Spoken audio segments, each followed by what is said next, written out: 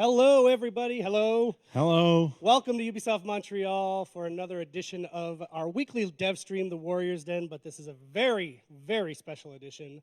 My name is Eric Pope, Senior Community Developer on For Honor. And I am Luc Duchesne, Brand Director on For Honor as well. We shall be your co-hosts, guiding you through the beautiful content that comes in Year 3, Season 1, Vortiger. So that's what we're here to talk about today. Yes. There is a heck of a lot. Oh, You're going to have a good show. I know I've seen a lot of the excitement in the community, so just strap in. It's not going to be a quick one. No, a couple of hours, I think. I think you're going to enjoy yourself. But to kick things off, we have a video that just dropped. It gives you a look at the way we're looking at the full year. It's not just about this season. It's not a Season 1 of Year 3. It's a full Year 3, Year of the Harbinger. So let's check that out, and we'll come right back.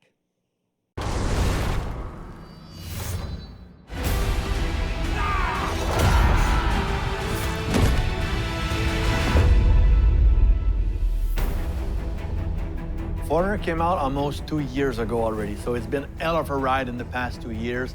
It has been too incredible. We've added 10 new characters since launch, 2 new game modes. We've changed the onboarding, the network structure. So if somebody jumping into the game now, he is literally playing a different game. For Year 3, with the Year of the Harbinger, we are doing things a little bit differently, and you can expect it to be a little bit more dark. The Year of the Harbinger will come with 4 new seasons. At the beginning of each season, we will release a brand new hero. There's going to be major events, new maps, new gear, ton of balancing, and so on.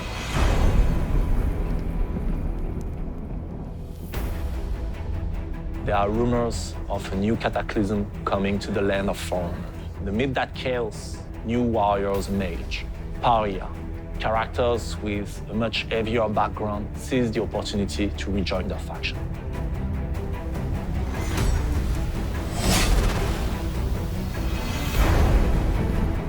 Every season, there's going to be a major event. And I think people will enjoy what we have planned for this year because we will remain mostly in the world of For Honor. We are going to inspire ourselves from the faction war. So we will take specific moments of the metagame and tell the bigger story behind that and have the player fight and celebrate this moment.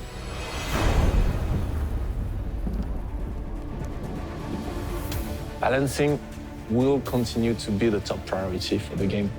We want to improve the offense, the reaction time, the revenge system, continue to fix targeting and character balancing, starting with the Shugoki, Harbinger, and continuing with Warlord, Peacekeeper, and so on. The mindset of the team is to keep supporting that game, keep pushing its boundaries, keep offering new content, and being as engaged as we can to make For Honor a long-term success.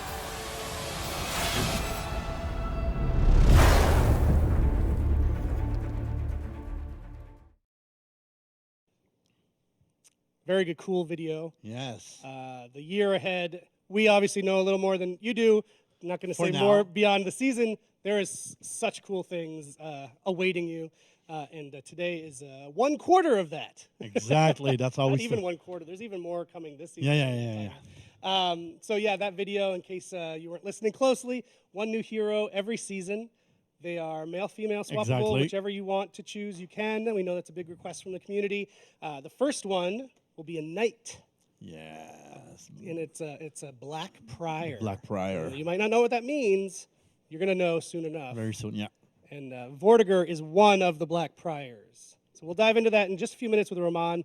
There's also seasonal events coming, as you've seen if you're a current For Honor player. Yeah, we know people love them, so there's a couple of seasonal events coming this year.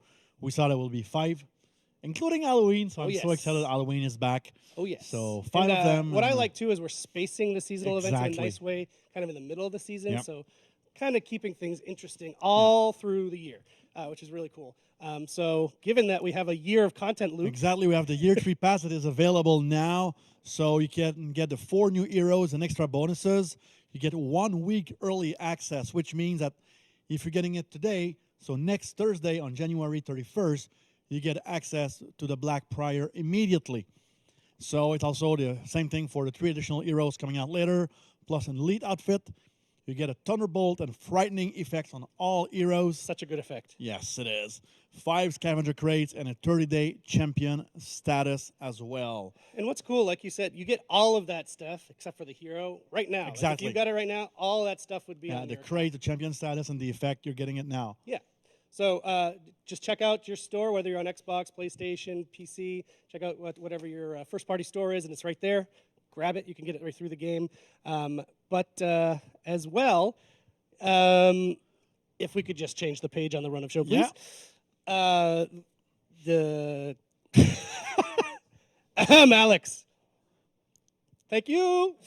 As well, for you, our viewers, we have a treat for you right now. It's a Warrior's Den. If you've seen our show, this is how it goes. We are doing Twitch drops on the show again today. We're just warming up right Yeah, we're just warming up. I'm already sweating. We're doing Twitch drops. So if you have not already, you can link your account, your Ubisoft account, with your Twitch account. And all throughout the show, you're going to get super cool drops. Every 30 minutes of view time, you get 1 scavenger crate, so those are going to stack. And every 10 minutes of viewing time, you get another chance to win 100,000 steel. So we're going to get giving that out to a handful of our viewers. But the longer you watch, basically, the better your chance of winning is. So the important thing you need to know, when you're getting drops, you will be getting them, but you're not going to get instant notifications. Yeah, exactly.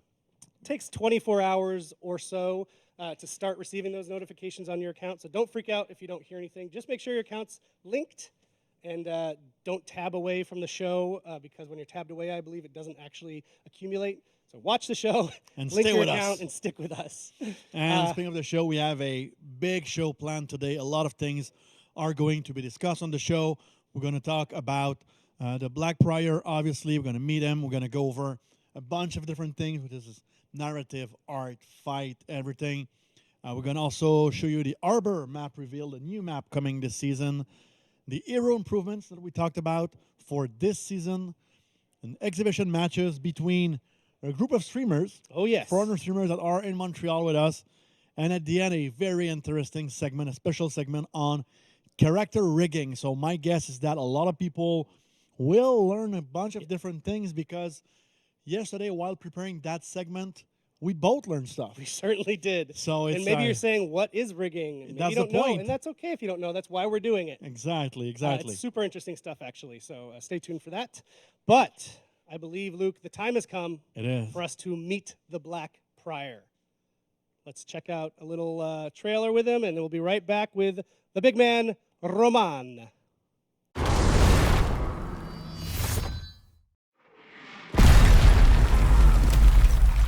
Mala ultrad sunt. Misfortune comes uninvited. It hungers for blood, craving eternal darkness.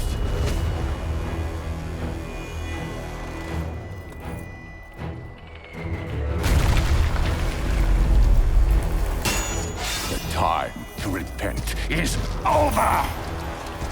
I will take up arms again! Step out of the shadows and teach them true darkness!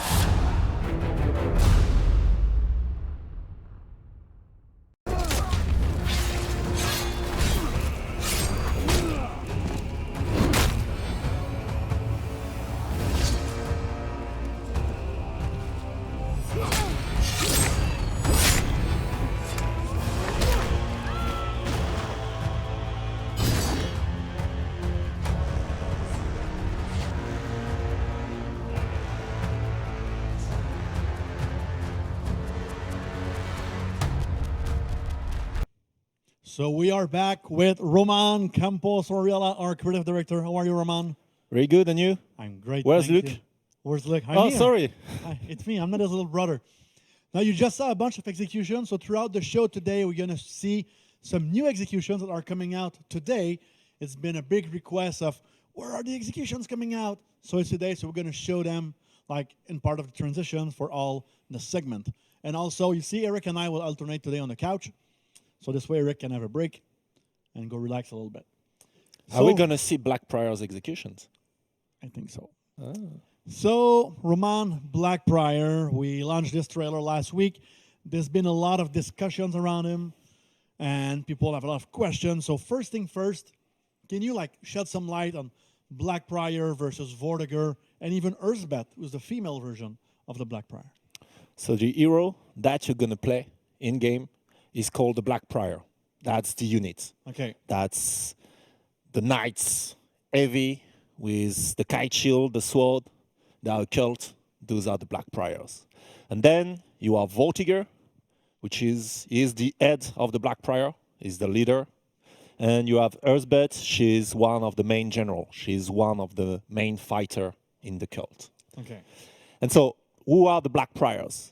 Blackbriars are heavy heroes. As I said, they wield that massive kite and shield and sword. And they are dark agents that fight alongside the knights. But they are not knights themselves. They are not bound by the laws of the code of chivalry and so on. They will do whatever it takes to get the victory. So it's victory at all costs. Exactly. And whatever the price, they will pay it. In their story, they used to fight with Apollyon. They used to be parts of the Blackstone Legions. They used to be their main special force, if I can say. But they were not there when the Blackstone fall. And since they were forced into hiding, and now they're coming back to the light. Okay. So with the Blackbriar, we have, like I said, Vortiger Yes. and Erzbeth. Can you give us a little bit more about them? Yes, definitely. So Vortiger, as I was saying, is the head of the cult, is the leader. And he has not always been a Blackbriar. He used to be part of the Order of the Holy Valor, and he used to be one of their best knights. And Holy Valor were elite warriors who protected the weak. But everything changed when he met Apollyon. Apollyon really shared a belief about wolves and war and how to make the knights stronger and have them really protect their people.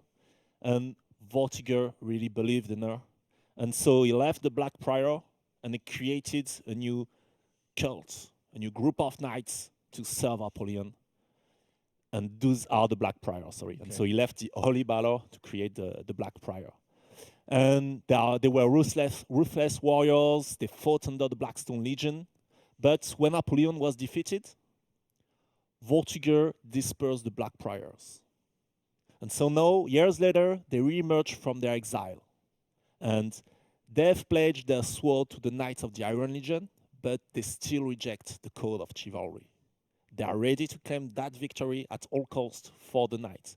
And one other detail about Vortiger, if you played the For Honor campaign, you might got that Apollyon had some really close general that were fighting with her and that she used to take over the Knights.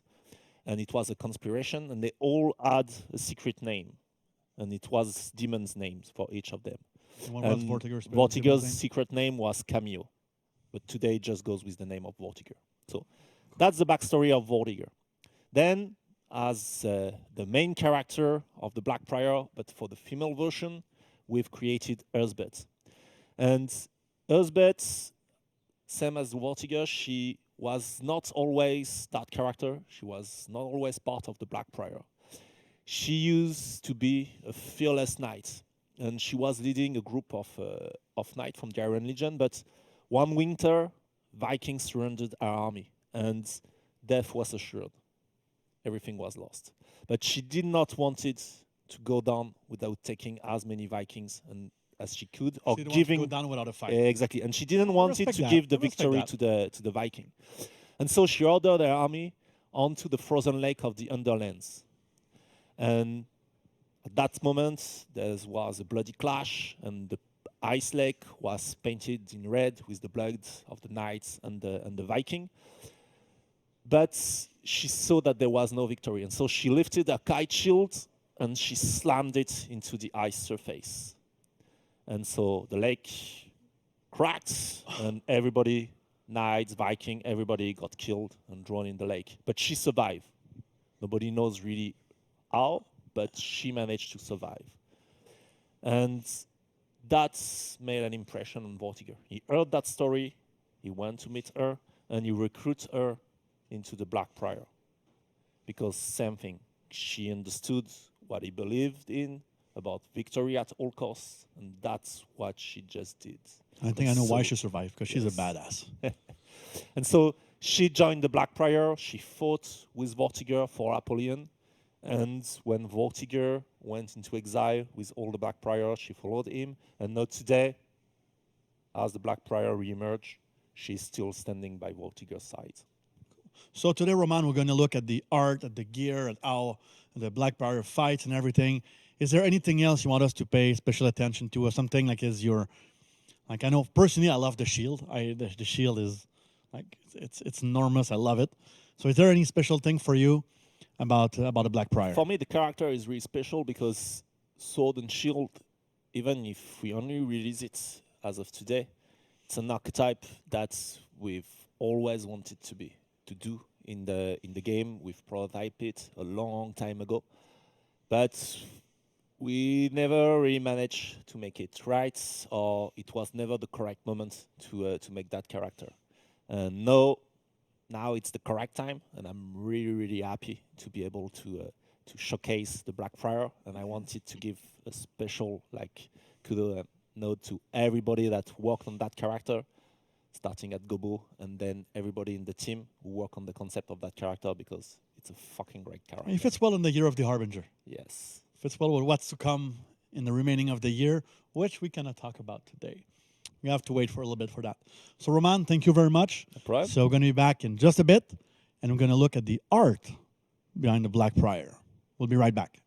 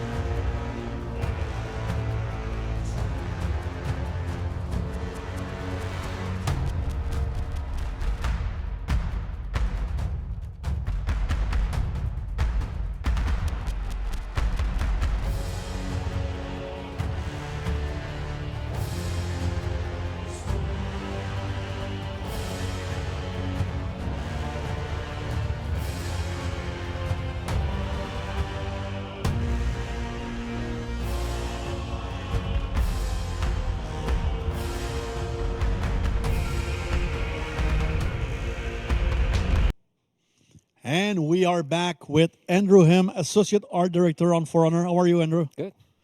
So today Christian was supposed to be with us, but Yes, he's with the sick. nasty winter we have, Christian is down today. So Andrew is flying solo and is going to do an awesome job. Right. So we saw the character, like we saw Vortiger in the trailer last week, but there is a lot to talk about, a lot to show about the Black Prior. And what you're going to do today is you're going to walk us through the character design and all the history behind the Black Prior and show a lot of cool arts, I think. Right. So basically, you heard the storyline and the background of the Black Prior. So now you know the story, and now our challenge comes from from this description. I need to bring us great dark knight. But what's the dark in our game, our For Honor world? That's the challenge that we are facing it. So. This is the starting point that once we have the description, it's Vincent, the concept artist, tried to come up with the Black Prior. And this is the first draft, and then he was exploring this variation of designs. And then it was leading into... And the progression is Progression. interesting to see how he started and a Exactly. little bit more fantastic. And Right. This was catching our eyes more, and it was kind of narrowing down to the right image, because it was the darkness was when we do the concept art, the word that we use a lot is collective unconsciousness. So when people sees the character, they need to kind of see this character is kind of a dark, and then you have to kind of feel the character. So once he has this black, big large hood, and then faces hide under the hood, and this medieval religious scapular, I think it's tabard. That was kind of giving us hint more on the. It fits very, very well with this character, so it was giving us to the good direction of it.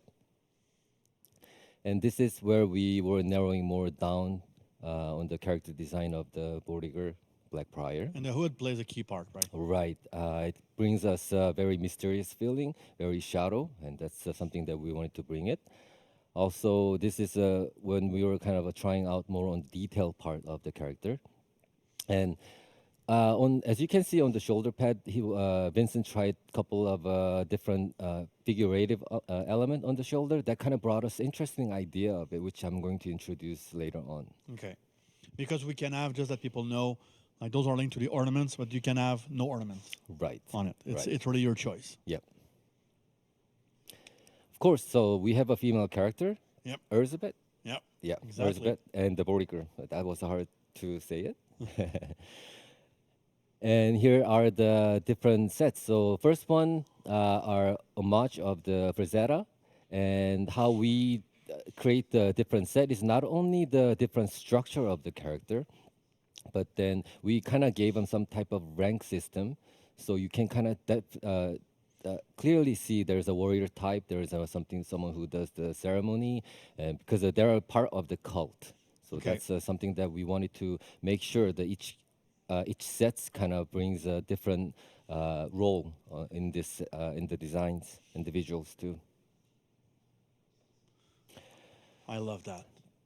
Starting from Wulin, we introduced more of the face Yes. now.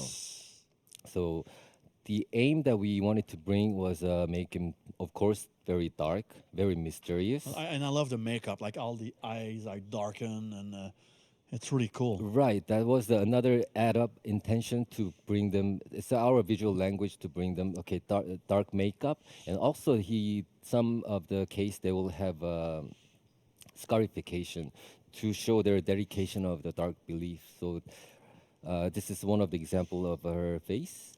That is so cool. On her forehead, I love that.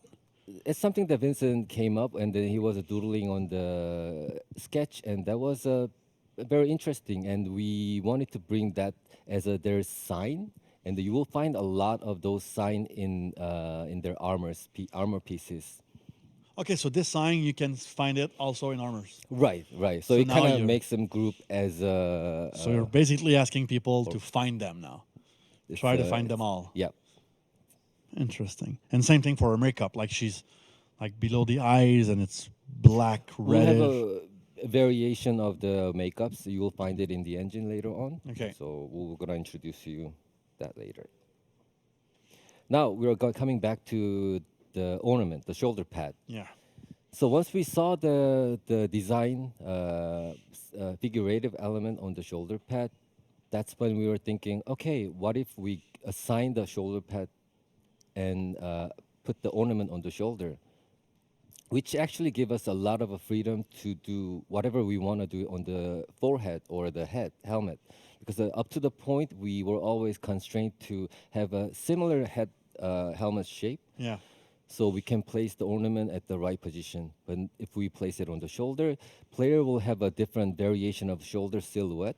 Of course, like overall silhouette will change. And then for the variation of the head, we'll have more freedom to give you guys more different visuals. It's very, very interesting. I love that. I love the different things that you did on the shoulders. Right. It's amazing. It's going to just change the character look. Yeah.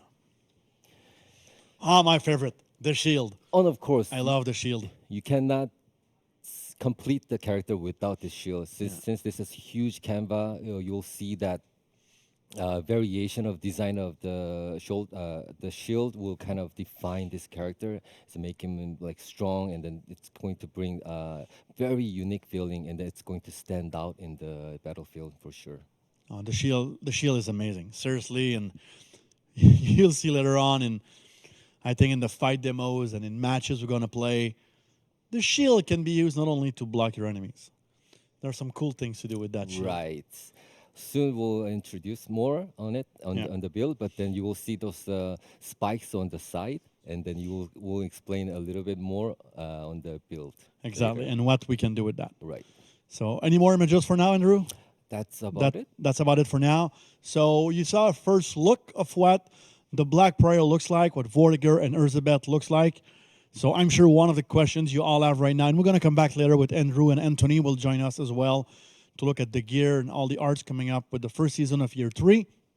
But one big question is probably, yes, but how does the Black Prior fight? So we're going to be right back with the fight demo with Mr. Pope and Stefan Jawinski. We'll be right back.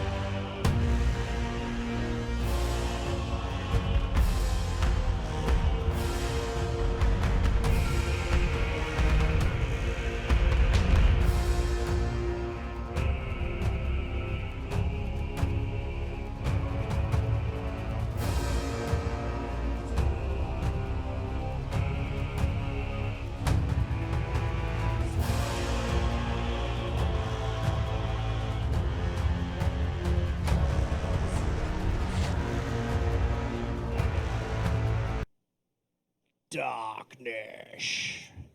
Can I tell you something that you probably don't know? Of course. Darkness. That the community loved that word from the moment the trailer dropped. Where they said it And like that? our bot man, Felix, came over to my desk. He's like, I'm going to add a darkness bot.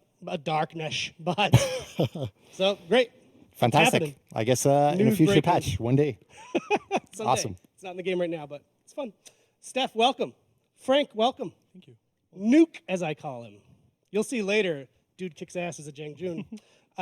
Welcome. We got some very cool stuff to show, and I don't want to delay any longer because everyone's champing at the champing at the bit to see the Black Prior in action, and that's what you two are here to do. It's gameplay time. Exactly. So, Black Prior, Knight, heavy class, male and female options, and the weapon is sword and kite shield. So I like that you're talking in bullet points today. That's just how Why I'm. not? I'm on that track. So you're gonna see a Nuke throw a few of these attacks out there and move around a little bit. We're gonna see it in gameplay. What's important about this character? What does it bring to the table that's special? The tower shield, the kite shield for us is different. It's different than like Conqueror or Warlord. It's different than Gladiator's little buckler, and it kind of defines this character for us. And we want to show you the good stuff right off the bat. So let's show real quick what Bulwark stance is.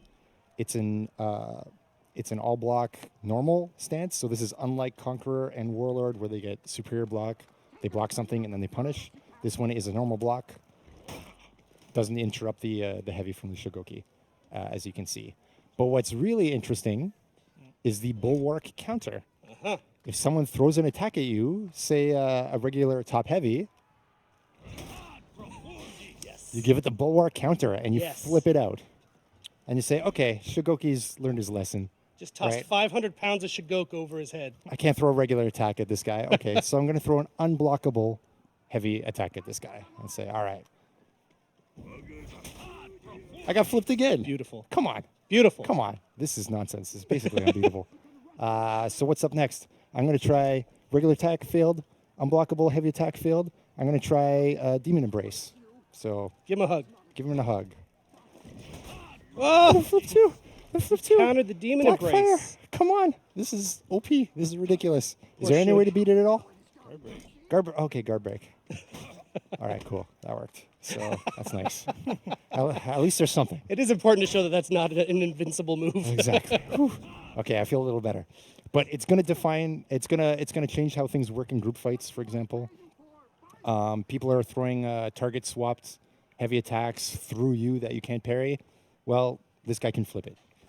Black Prior, male or female, flip that out.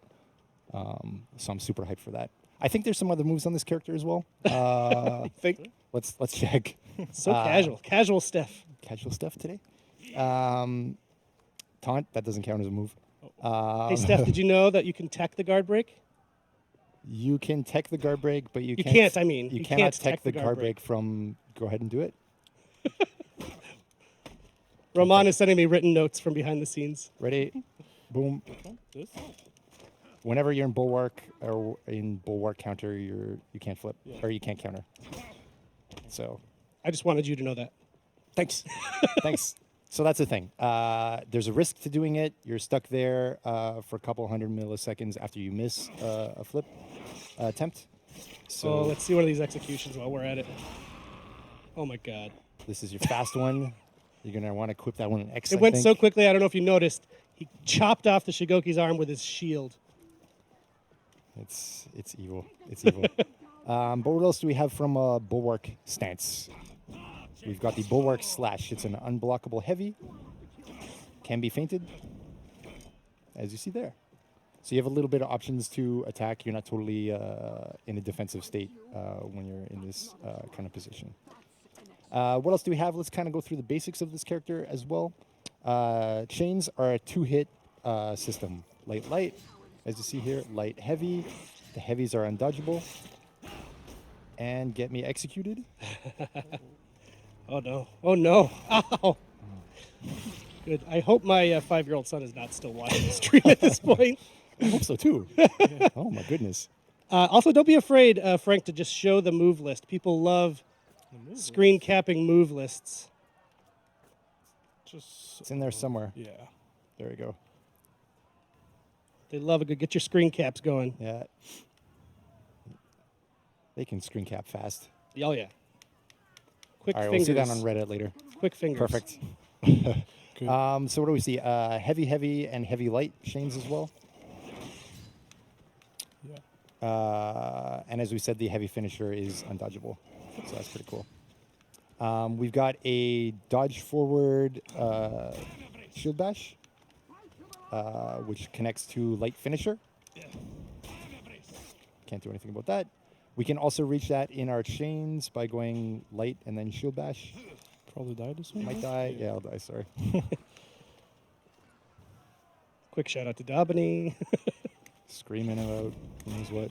That's the armor. As I spawn, you don't get anything there. So light, shield bash, finisher. You could do the heavy if you like, but it's not guaranteed. What else do we have? Dodge forward heavy. That's pretty cool. Tenebrous thrust.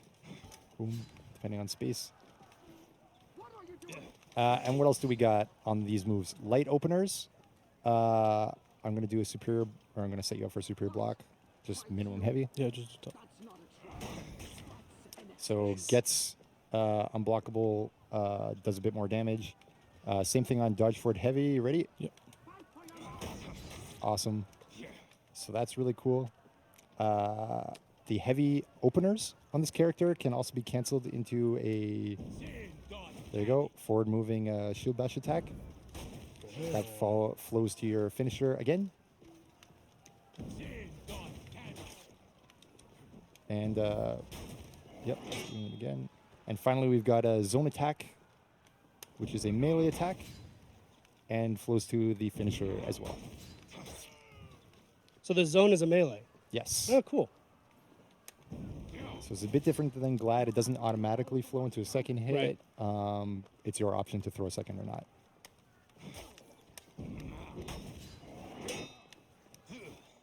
And did you mention when you're doing the shield toss over the head that it's more than just a one-on-one move? Yeah, for sure. It's super good in group fights because you don't necessarily have to be... You could parry like their trajectory and so on, like swipe moves that are trying to go through you. So, I love having Roman behind the There's certain camera. text that we're looking at. It's got a few swear words in it. The weakness to it, yes, whenever you're in it, you are vulnerable to guard break. That's what we're expecting to see opponents do. I'm going to do it. You're going to try flip on my heavy opener. Ready? Boom, boom, boom. You can't do anything about that. I got that guard break for free. One more time. Boom. That's what I got. So that's what you're supposed to do, right? It's more like Ermusha's Blade Blockade, but a little more utility in this. It's good. It's good in group fights. It's something that's going to be interesting and kind of define how you fight against this character. I'm not expecting it's going to, change the earth and the sun and the moon for this character. It's going to be a cool, important feature of the fight. This is not going to be SSS tier character because of this one move. So whoever's freaking out in chat can chill. I am so excited about the Black Prior, and we thought, now that we've seen it in action in the arena, one-on-one, having you slowly walk through it like a professor, we'd set up an actual match. Let's do a match of, yes? Can I throw to something real quick? I can tell you wanted to throw to something. I totally forgot. We wanted to show the feats ultra quick. The feats! Oh, yeah. Max, Sorry, if you that's got us my on this. So can you cut right here? Boom. All right, we're going to let the first video flow. Oh, no, we're not. Sorry, okay. Right now, we're in Tier 2 feat. This is whenever you're in Bulwark stance, you are able to heal while standing in Bulwark stance. Remember, you can be guard broken while in the stance, so there's an inherent danger to it, but that's what you get as a Tier 2 feat. It's meant to pressure the opponent to want to attack you. Okay. Tier 3 feat coming up. Opponent's going in revenge. And we're going to remove the shield with a Tier 3 feat. So that's amazing. Super cool. That's super cool. It's the ghost from Mario Kart. They're still in... exactly. They're still... which is awesome. They're still in revenge. They have the revenge properties, but the shield is removed. You can remove anybody's shield when you want. And finally, Tier 4 feat. It's a pulsing AoE that applies shield to you and your nearby friends. And you'll see the warden's going to hit your friend, lose a shield, boom, reapplies it. So for a certain period of time, everyone is going to get continually shield to shield. And it's only active in that moment that it's pulsing? Exactly. Oh, so cool. it reapplies and reapplies. Cool. And that's pretty cool. So it's very dangerous to try to fight their friends in that time. You can do great team-saving, game-changing fights, save your commander, all that kind of stuff. And that's I'm a big super fan awesome. of the Tier 1 feat. So that's... Go ahead. Yeah, absolutely. That's coming up just now. We're going to cut our own... Oh, one more time. Back to it, please, Sorry. Max. Sorry, last time.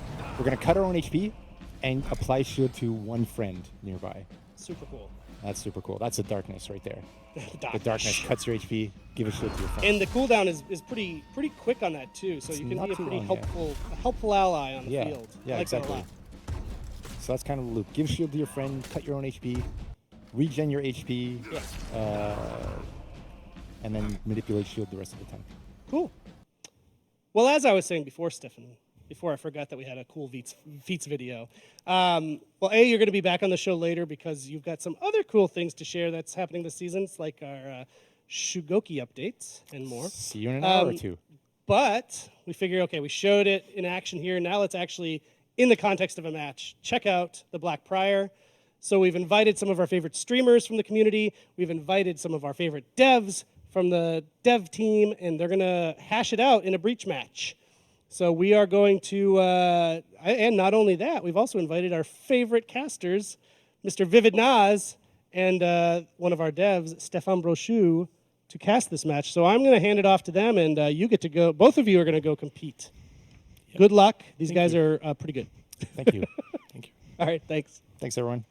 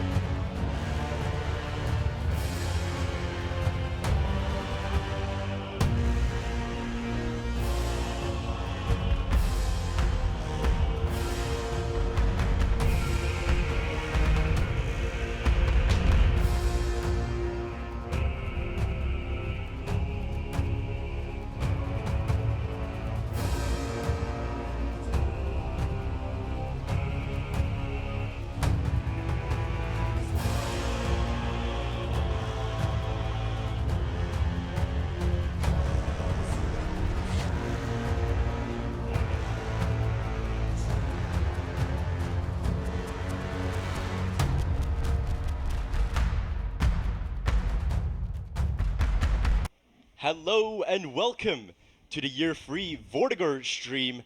My name is Vivid Naz and I'm joined with Stefan from the dev team to show you guys a breach match with the new Black Prior. How are you doing today? I'm doing great. Thank you very much. So guys, today we'll be having a breach match with the community streamers and the dev teams. On the community streamer side, we have the Faction War fan club. We have Setback, the most positive gamer known to man. His allegiance is the Knights faction. Used to play Valkyrie, but realized he actually wants to win some games and move to Janjun and the Shaolin. Favorite game mode being Dominion, and he enjoys getting mad at video games and refuses to dab on stream. Can we get a dab from Setback? Maybe, maybe not. No dabs from Setback. Next up we have Baxter, whose allegiance is to the Vikings. He plays a Berserker or the Warlord. He's good on both of them. I've seen him do some nasty things on both of them. Yep. He enjoys streaming and biking. And he's played just over 3,200 hours of For Honor, which is That's a little bit. It's an incredible feat. It's a tier 4 feat. It's a tier 4 feat. It's a tier 4 feat. Next up, we got Hyperion, whose favorite allegiance is the Vikings, and his character, if you've seen his stream before, is the Valkyrie. This guy is a beast in duels with the Valkyrie. And last but no means least is Kitys. His favorite allegiance is the Vikings, but still just plays the Shugoki. So hopefully we get to see him on the reworked Shugoki. His favorite game mode being duels, and his hobbies is making artisan bread. So somebody's gonna make the bread. He's got quite the character. So now we've seen the For Honor Faction War fan club. Let's move on to the dev team. You mean the winning team? Well, we'll see. We'll see about that. So we start with, closer to camera, we start with Roman, the Eternal Warrior, our creative director. You've seen him before. His hobbies include doing push-ups. He swears no alliance to any of the factions. He's also going to play, his favorite character is the Aramusha. Loves a good breach match, which is his specialty. Right beside him we have Pikalex. Used to be a dev tester, now he's a fight designer. One of our best players on the dev side. He's a samurai all the way. Nobushi is usually his big guy. And he loves a good brawl match. He's an avid fighting game player. Loves playing a little Magic on the side. loves. He's I think Smash is a game that he's playing a lot lately. Little known game. A little known game. You might have heard of it. Then we have Frank. Used to be known as Nuke. Now known as Neish Coffee. He's a Viking. He's a Viking. Favorite character, the Shaman and the Valkyrie. I'm not sure what he's playing today. He loves Dominion. And he loves playing video games and drinking coffee, of course. And then we have the man, the machine, Steph Jowinski, otherwise known as Baze Craig. He loves playing stealing other players' names, which is the fun part. He's looking at you, Zero Crack. Yes, we're looking at you. He's not a big of fan course. of Baze Wait, Stefan. we're starting. So we're cutting into the attacker's perspective. We have Setback on the Black Prior for the attackers, and we're also going to feature Stefan on the Black Prior for his first game. So we're going to be eyed on Setback and Stefan for his first game. Yeah. You can see here the Black Prior just sitting beside the ram, trying to get it pushed as fast as possible making towards sure the that gate. it advances as much as possible. Yeah, gain as much time as possible. That's the game that the attackers need to play. The faster it goes, the less damage it takes, the less tickets you lose. That's your best bet. We can see here it's a 3v2 situation with the attackers outnumbering the defenders. We've got Pikalex here on the Janjun. Black Prior gets the execution on Stefan there. Black Prior on Black Prior action. Nothing better here. Very well played. We got Pikalex on the Janjun here. Roman tries to go for the guard break. Guard break unsuccessful. And he just wastes that to give. Oh, wait, but they're doing pretty well. I mean, they managed to kill 2 of the attackers, so that's 2 tickets if they can play this right. Hopefully we get the ticket bleed there. Yeah. Roman just trying to get the hug there on the Black Prior. It is successful. And that is a new thing on the Shugoki, that the hug no longer makes you invulnerable. Yes. You can get hit out of the hug by your teammates and by enemies. That's a big, big one. It's a big change. So you can just hear we have Stefan on the Black Prior, trying to go up against Kitys' Shugoki, the reworked Shugoki. Just went over the edge there. Janjun tries to go for the guard break. Guard break unsuccessful. Sidelight lands on Stefan, takes him out. And we just have Setback back into the action. And a beautifully timed hug there Very well done. Very well Kitys, done. followed up by the heavy there by Setback to finish him off and get the clean kill. This is a common occurrence that we see, like lots of fight around the healing point, which is always kind of a funny thing to do. It's like, do you gamble? Do you try to grab it at any cost, knowing that you might die there? But it was very well done by the attackers at this point. The shield bash was used there successfully by Setback to drain Roman of stamina. Good knockdown into those top heavies. Revenge was ready, but he had no time to proc it. No time to do it. As you can see here, Setback just trying to move up to the archer lane, seeing that the first point is being captured by the attackers successfully. They did that really quickly, but they still don't have the second one, and that might hurt them a little bit as they're getting closer to docking. They have drained a few tickets. As you can see, the revives are at points where it's not really easily accessible for the attackers. Yeah. They're in a... It's a decent situation for the defenders. It's not perfect. I think they're... Oh, yeah. This is the 1v1 we've been waiting for. Yeah. Stefan versus the creator of the characters we know and love against Setback. He's been putting in a lot of hours on the Black Prior. Yes. Nice hug there from Roman to Oh, secure very, that very top heavy good. there Very good. by Stefan with great coordination. Gets the top heavy and takes out Setback. Nice And shield doesn't bash take there a onto chance Kitys. there. He tries to go for the counter, the pancake flip, as you like to call it. And this is very well played. Is he grabbing it? Is he grabbing it? Taking advantage of the fact that the Shugoki is a little busy, and he's going with the shield. So if they manage to plan that shield that gate a little bit, I think that might make a big difference later on. They're performing really well here with the attackers on 19 tickets, and the Ram has not even been docked here. No. Yeah. So looking at here, we actually want to listen into what the attackers have to say. I need a shield. That'd be awesome. Yeah, I'm trying to give it to you. Crap. I'm dead. Well, I used the shield, but it didn't work. Yeah. Through the wall. I think it's a range thing. I have to get a little closer. He's capping. I can't stop him. Oh, darn it. So close. We'll be fine. Should I go for this res? Yeah, yeah. Okay. Wall throwing. Okay, we're docking. Alright, I'm coming up to 2.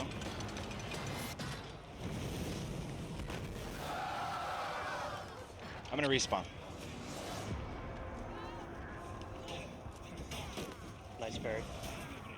Okay, one's dead. So the Ram has been successfully docked by the attackers, and they're trying to capture the second point here, taking out Nuke on his Nabushi, getting the guard break onto Pick Alex and securing the second point for the attackers. This will be a big advantage when it comes to securing the Ram. Yeah, if they manage to push to the Cauldron capture point, and they're not that far from doing that, they'll gain a big advantage. Right now, they're in a... I wouldn't say they're in a bad spot, but this is the second Cauldron that they're about to drop. Oh, no, he managed to stop him, or at least scare him, is probably a much better term. With the Ram having taken an 8 of the damage, like more or less a hit and a half from the Cauldron, they're not in a great position. If the defenders manage to do a little bit more damage, one more hit, the Ram will have taken 25% damage, and any extra damage will be applied to the next round as opposed to being completely healed. So that would be a really good thing for the defenders. This is a big fight for the defenders here. Let's cut into the comms and see what they have to say on the Cauldron point. They're pushing Cauldroning.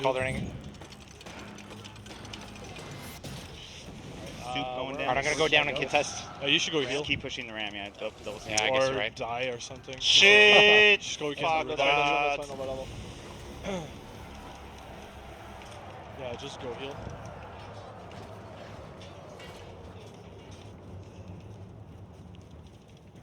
Alright, I got one coming behind. Kill him! Yes! Oh! Did he die? Ouais, oui, mais je me suis fait frapper dans le dos par l'autre. Shit. Ça fait qu'ils ont pris la... It was real heavy. Stefan there just gets taken out by Kitys on the heal and 20. Got Setback, trying to capture the Cauldron point, but Nuke there gets the kick on him. Tries to follow up with the stab.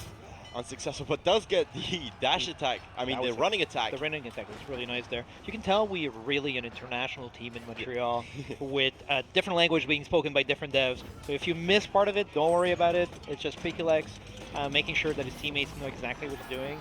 They managed to break the gate. 32 tickets, a lot of tickets. it should be an interesting finish. They're in a good spot right Yeah. now. They started off a bit on the back foot. The devs really did push them back, but they managed to reclaim it just as the ram was docked.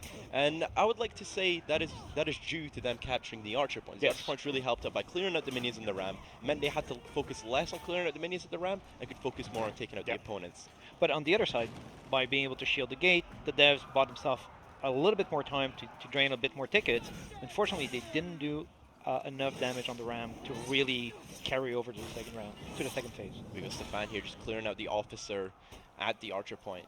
Just making sure we try and keep the archer points for as long as possible. We got Hyperion here on the Valkyrie going against the Black Prior. That was a really nice combo, a nice sweep.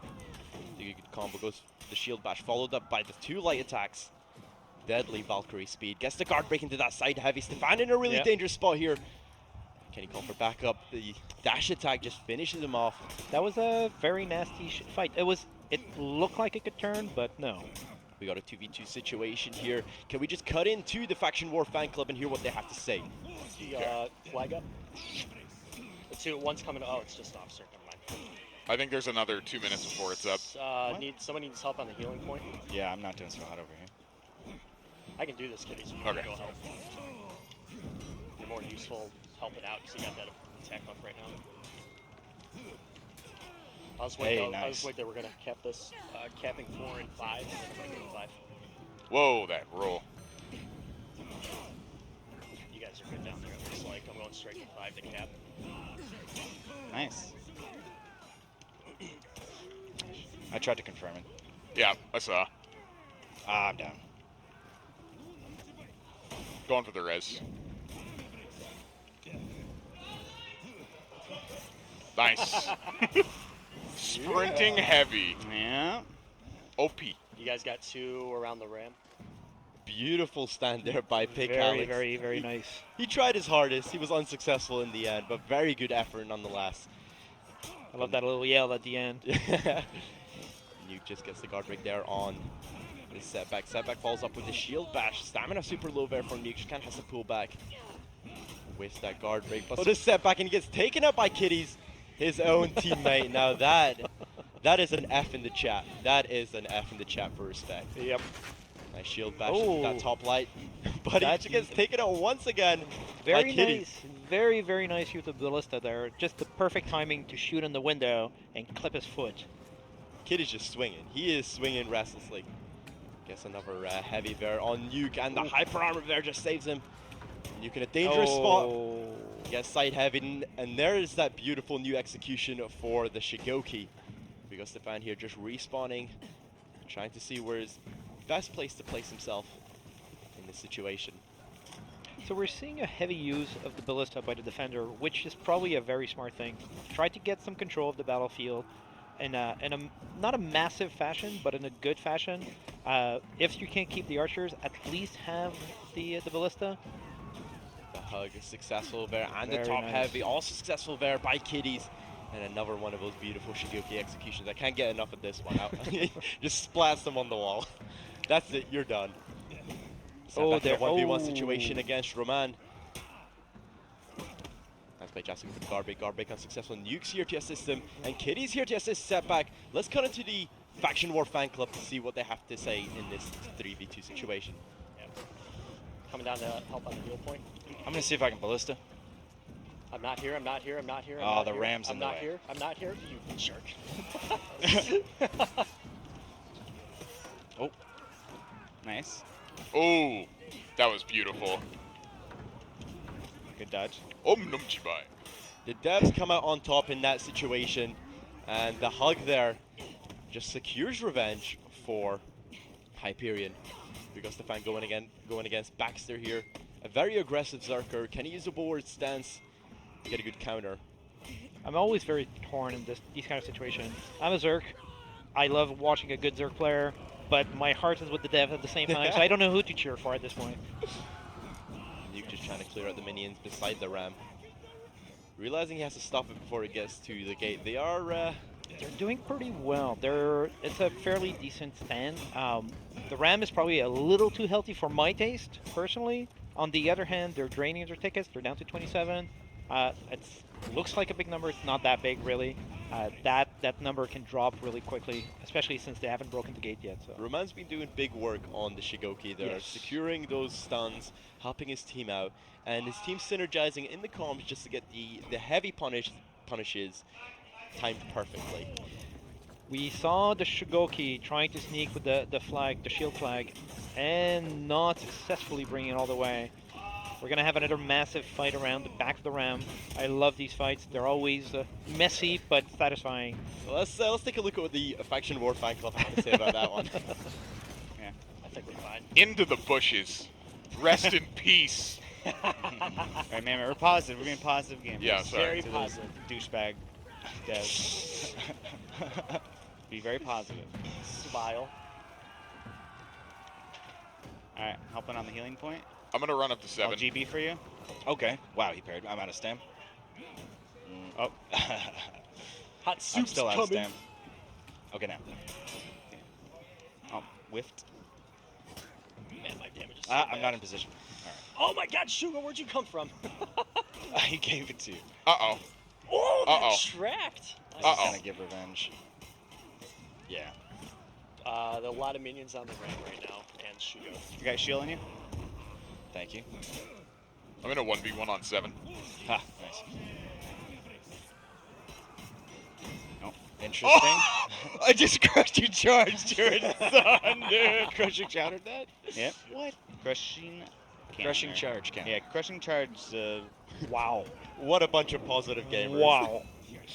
Beautiful bulwark stance and that that crushing counter. That was very impressive. So now they really, really need to do a stand. They need to keep the ram stopped completely. Nice. If only to there. drain more tickets, maybe do damage on the ram, but at this point, the ram is way too healthy for it to be stopped. Unless, who knows? Nice side there by Pick Alex, trying to make the most of setback being out of stamina, but realizing the setback cannot be stopped. Ooh, nice unblockable Very attack nice. there. So pulls back, tries to go closer to the ram. A very close situation. There we go, that feat 2 that they talked about earlier Yep. on, where if you go into bulwark stance, He's you able regain- to heal a bit. Now he's got to watch out for those pikemen because they have pointy sticks. pointy sticks, which seemingly have taken him out. Yes. So we just see Although- setback here, trying to go back to the healing point. Healing point still being contested by Stefan, going up against Baxter. Successful guard break there. Just goes for the wall spot. No follow-up there from Stefan. Nice bulwark stance. Oh, into very the nice. unblockable. Very, very The nice. Ubisoft situation. Let's cut into the For Honor dev team and hear what they have to say. I'm Not my fucking game. Cool. Like, You were all dead. yeah. We gotta wait all together, so I'm pretty sure it's yeah. done. I thought I was coming in time, but you were dead. Not sure what to do now. We need to regroup. Cauldron? Yeah, Cauldron. To buy time. Yeah, I gotta go in lane. There's no choice. They're going to. Look, I'm telling you, I'm a bad luck charm. You have the best timing. It's insane. That was. Look, I thought they were doing well. I thought, you know what, shout out to the dev team. It's 3v1 situation, and then I realized they're all dead. It's gonna happen. It's gonna happen. So we see setback, the positive gamer, climbing up the ladder to assist his ally who needs help. He's in a 3v1 situation. Stefan just going up against Baxter with his allies. Baxter really holding up his own here. He does. Charge heavy coming out from Roman. And Stefan realizing that it's probably best he goes to another part of the map. Shugoki just walking past him, and the execution coming out on Nuke. Trying to clearing out the minions, but gets taken out there by Valkyrie. He's trying very hard to stop the ram completely, but I think. Yeah, my gut feeling is that ram is going through. Good call. That's the ram down. 4 tickets added for the attackers, leaving them in a very healthy position of 30 tickets. They're moving straight to the commander. Of course. Realizing 2 of the defenders are down. Yep. They timed that fairly well. Not the best, but pretty good. Good feat. So many feats were released there by all of the people. Let's cut into Faction War fan club and see what we're saying here.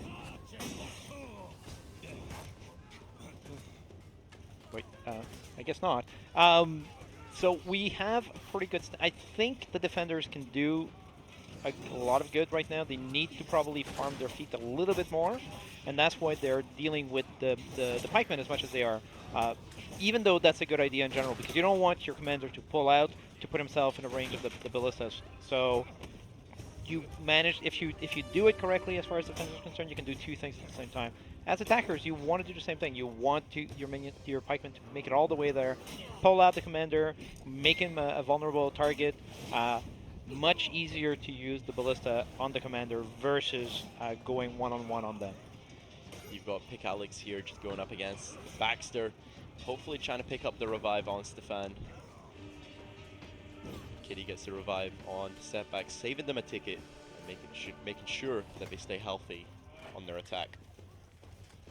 They're trying to capture point 8 here to get the help of the archers to clear out the minions and hopefully get a better position on the commander. His executions, man. His executions Very are something nice. else. Did we mention how much we like our animation team? Oh yeah, I don't think you guys have mentioned that enough. I don't think you mentioned how they do beautiful, amazing work. Oh, Nuke just trying to pull Setback away from the healing point. Nuke's been he's been one to watch for the Death Teams. Yes, his Nabushi has been unrivaled here today. Gets a smoke bomb off. That means puts Setback in a tricky situation here, fighting over the healing point. A 3v1 situation. Let's hear it from the For Honor Dev team. I'm coming with Soothing Mist.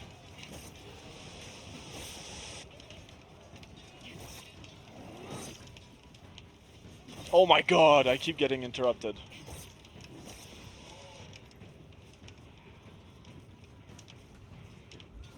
Well, the Black Prior realized that it's best he sticks to the commander and not at this hectic team fight up keep at the him healing safe, point. farm as much as possible, maybe get either shield or some healing for the commander. It's never a bad idea. At this point, I think it's as much more of a delay game that they play. Can they run out a 10-minute clock? Probably not, but they can drain tickets at the same time. So Well, the commander's still at a healthy position. He's in a good place. There's 3 tickets about to be drained from the attackers. Yeah. So they are still fighting an uphill battle. We're not saying anything. It's not going to be easy. It is still possible. The Shugoki hasn't sung yet. Roman just going up against Setback here. Top heavy lands there from Setback. Ooh, So does nice. the Hug. Oh, But the Hyperion interrupted. interrupts. And that is a big change for Shugoki that will take a lot of time for people to get used to. They'll have to, though. And it no longer executes on the last right. tick. Tries to go for the hug there, Kitys, but fails spectacularly as Nuke dodges out of the way. Nuke's out of stam, though, so he's got to be careful. Especially with a person against Black Prior. Black Prior will make sure that you remain out of stamina for as long as possible. Goes into the bulwark stance there. Doesn't follow up with anything. No, Nuke has revenge, but it's he's holding off from using it. Gets the guard break into that top heavy on Setback. Oh, Falls very off with the nice. kick into that Very top nice. line. Oh, yeah. Nice little combo there from Nuke. There we go. Procs the revenge, but Setback, the positive gamer, says he is leaving. Aye, The bulwark stance to the oh, counter. nice. Now that was a neat play. Pick Alex and you going up against the beautiful Setback. Just look at his hair coursing through his head. Oh, wait, we got revenge. It's a guard break, but no follow-up there. Does knock him down. And 2-on-1. Takes out Pick Alex. We got Stefan here going up against Baxter, and the commander comes out of nowhere to take him out. Decides that he has no time for pikemen. So you can see here, Stefan's a bit behind when it comes to the feats. He's only on his tier 2 feat when you can see Setback here on his 3rd feat, and Roman takes him out and is using the signature Shugoki emo. Let me just crush your head. We're seeing quite, well, I don't want to say, I don't want to sell anything short, but, you know, they managed to bring them down by 7 tickets. The commander is still in a very good position health-wise. There's 8 minutes, 20 seconds left on the clock. That's pretty good.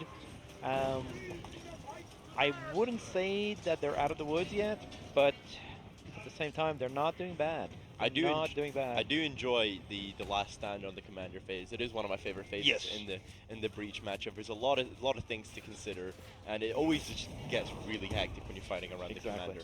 But you got to earn it. Exactly. Now the attackers are hopefully mounting up an attack against the commander, but realizing the defenders have something to say about it. Yeah, they haven't noticed that the attackers kind of tried to take point 8. They kind of gave up on it. Maybe it'd be a good idea right now to say, let's take it, let's get the archer support, let's get our pikemen all the way to the commander, pull them out a bit, use the ballista, use some distance fight. We got here a fight on the healing point between Setback and Nuke. Nuke Successfully dodging those shield bashes. You know, if you put them out a lot, they will be predicted. And Kitty just gets the hug, followed up by the heavy there from Setback to finish him off. Again, a nice 3-on-1 fight that they managed to quickly close out. And they're finally capturing the 8th point here. They which finally will give got them it. a big advantage when it comes to pushing to that commander. That could be the turning point. You can see here they're mounting up an attack. So let's just cut it in to the Faction War fan club and see what they're saying. We just let Vex wall up on the commander. Nice Baxter. Just did 1,000,000 damage, Heavy. Nice, Kitys. Yeah. Guard broken. Guard breaking again.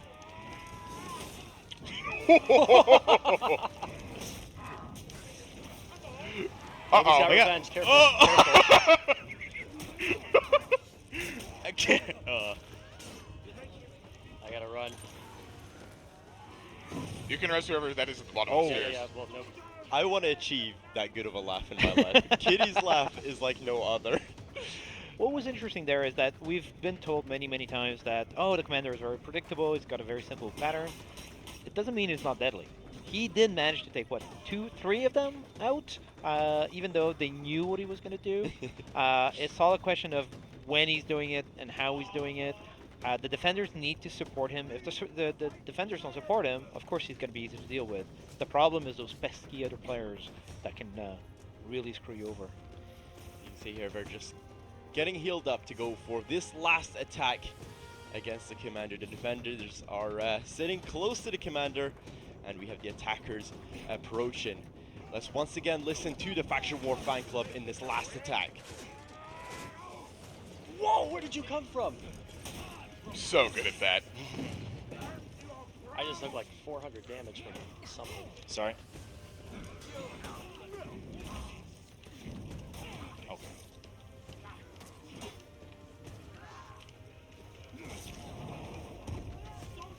Can we get the commander? Yep.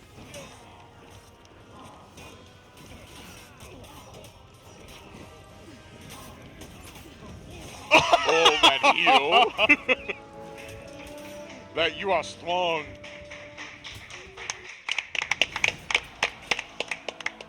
There we go. There you have it. Very well done. The Faction War fan club take the victory and win that game with Setback _ bottom of the leaderboard. Now, he would be mad, but he is a positive gamer, and it is a positive gamer month. Yes.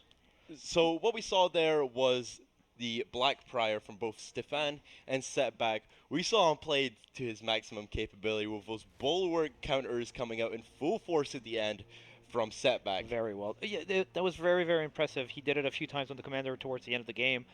Again, predictable, but he did it in such a fashion that he still managed to advantage his team when he was able to counter those unblockable top heavies. It was quite something. Now I have been playing the Black Prior for quite a while now. I've had about 10-12 hours hands-on with this guy, and I can tell you that he is easily my favorite character to be added into the For Honor roster. He is like no other to me. Why, thank you very much. We tried. We did very well on that. And we know everybody loves the gameplay of the Black Prior so far, but I know people care more about the fashion of every single character. So we're going to cut into showing off the fashion for the Black Prior. Enjoy.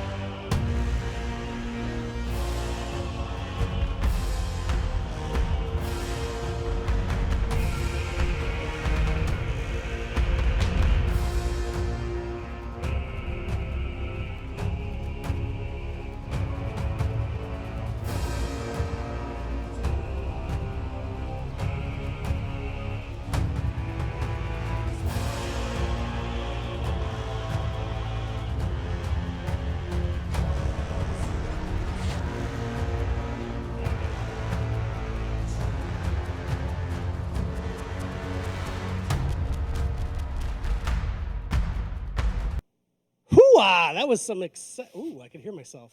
Terrifying. That was some exciting gameplay. You got quite a little sneak peek at the Shugoki update, which was not really intended, but Roman does whatever Roman wants. So you'll see that in a few minutes with Steph and Frank. I also wanted to say, we've been reading the chat. For those who missed the beginning, the Twitch drops do not come immediately as soon as you earn them. The notification will take up to 24 hours, maybe sometimes even more if we have too many tens of thousands of viewers, which is a nice problem to have. So you are going to get your drops, you just won't get notified immediately. So just make sure you link your account, your Ubisoft account to your Twitch account, and you'll be all set. So this is one of the favorite segments when we do this, because we get to look up close at the hard work of your art team. Right. So let's do it. Let's check out the Blackfriars gear, which gear is what we call armor and weapons. So we've got Andrew and Anthony from the art team to tell us about them. Right. So it's the time to show all the variations in the sets. This one is the first set, so we'll jump in right in there. I'm just gonna go fly by, so we see all the variations of the set. So what we do on the variation, first starting with the sets, are making sure that they all have a different structures. So as you saw it in the concept art, this is the very first one that the first set of the variation that you will receive, and it's what you can kind of have it. What you can kind of see is more of a very basic setup, basic visual.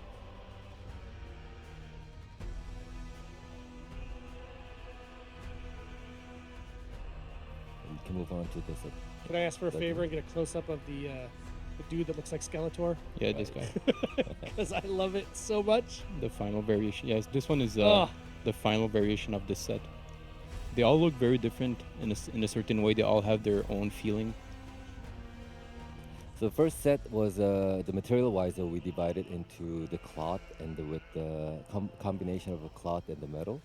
The second one is the leather with the metal. And third one is more on the leather with... I love the old mutton chop man. Right. This guy, the second one. He's lived a life.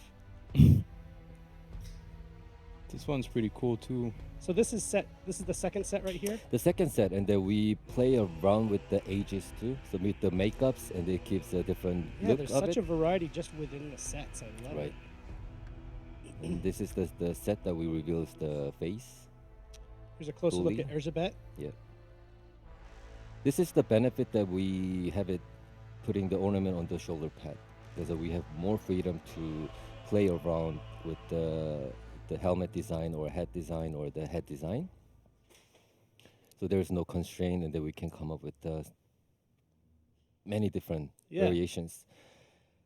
This is the one with the full helm. Yes, the much requested full helm. Yeah. And you have a lot of fun with these helmets too. Right. So this is another visual language that we kind of brought it for the Dark Knights, Blackfriar. We brought more of a fantasy element, instead of a more realistic looking of it. So you will, they will stand out, and they will be differentiated from the other knights, and it's pretty interesting. Approach. Yeah, I mean, he isn't evil, but he sure has an evil aura about him. Unique, I would say. Oh yeah.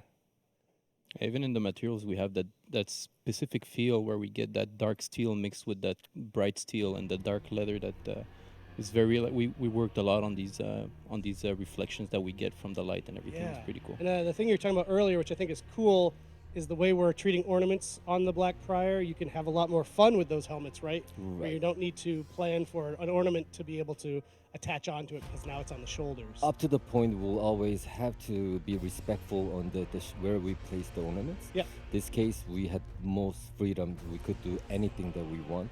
So now, starting from the starting, we have the one with the crown, other different type of ornament-ish. We would just, the sky's the limit, so we could bring more and more. Yes. Yeah, it's just amazing. I love just getting to look at these. Your jobs are so cool. Thank you. But when we talk about gear, armor is only half the story, so let's check out some of the swords and shields that the Black Prior will have. And Anthony, you've just brought a sampling, right? This is not the full. Yeah. The No, full exactly. spectrum. Yeah, I think there's 25 releasing with the Black Prior right now, but this is just some of them. Okay. And as you'll see, there's a certain evolution to these weapons. We start off with something that's more noble, so we got wood mixed in there with leather on the bigger surface, which is the shield. And as we go on, you'll see that the design is not only going to change, but the materials also. Which is pretty cool. It's going to reflect the character itself and the evolution of the character itself. Those last two you just showed, Yeah. blue and the red, is that also where like team colors are going to be? No, not these No? ones. These ones are very specific. So the Oh, red cool. one is basically some form of leather that's applied to the whole surface. Behind it, there's wood. And as we go on, Oh my god. you'll see that, yeah, exactly. You'll see that the designs become more vicious. Yes. That's because the shield also is a way for the character to attack. Wow. So something that I teased with before on the conception. Oh my is, god. there's a, you can see there's a spikes on the side of the shield, and I think you might have noticed on the The execution. execution. So Yeah. they're using that as not just to defense, but then also offense as well. Yeah, this evolution is pretty cool. It really reflects the background story of the character. Yeah. You know, once a noble knight plunged into darkness, becoming something else. He started listening to Slayer and stopped listening to his parents. Exactly. Oh, we've been there. This is pretty cool. The last one that you see here is the one from the intro video. Yeah. Yep. It's a pretty cool weapon. Oh man, it's such a great variety too. I love how wild you can go because the shield is basically a blank canvas for, Exactly. for the artist. Yeah, you can just fill it up. Oh my god, it's like a dragon skeleton. Yeah, this one has some those blades on the side. And can you zoom in on that one, the hilt on that one? I just want to see the. This one here. Yeah. Oh man. With It's like a beak. It's like a dragon beak thing. I love it. With this variation of shield, variation of armors, ornament on the shoulder, I think you will be able to create very different characters from each other. Absolutely. Exactly, and all these sets down there, they're all interchangeable also. And I think something to me that I think is probably, you tell me, was maybe an interesting challenge because you spent the last year you're working on Woola and all that. Now you're back to doing a new knight. Right. We have the Warden, who is the iconic, not just the iconic figure of the knight, it's the iconic figure of the game. Okay, now create a brand new knight from scratch. It can't just be another Warden. True. Can't be a Lawbringer. It's our biggest, most difficult challenge that we had to face. Well, eventually, that's something that we're always facing. It is we want to make sure each characters in the faction looks different, so they don't look each other when you place it all at the same time next to each other. So they will have different structures, different usage of materials. So this is one we used up a lot on the previous six characters, and now this was a big challenge. But then I think we succeeded well. Oh, yeah. Bringing using different materials and the different culture. Absolutely, yeah. Props to the team because the Black Prior is not. I know people have been speculating like, oh, I hope we get an edgy Warden, and it is so far beyond just an edgy Warden. That's so I'm happy to hear yeah, that. you guys did a great job. And actually, our friends at Ubisoft News came over here. They filmed some interviews with a bunch of the folks here, including Christian, who couldn't be with us today, to talk about creating the Black Prior. So we thought we would wrap up this segment by showing that video, premiering that video here. Thanks again to our folks at Ubisoft News, and thanks to you guys for the great work and the whole team, if they're watching. And it's just I love getting to do these segments because it's just so interesting. So thanks, guys. Thank you. And we'll do our best, Andrew, to nerf your sweater next time. I saw the chat comments; it's just too powerful. Okay. All right, let's check out that video, and after that, we're going to be back to check out the new map.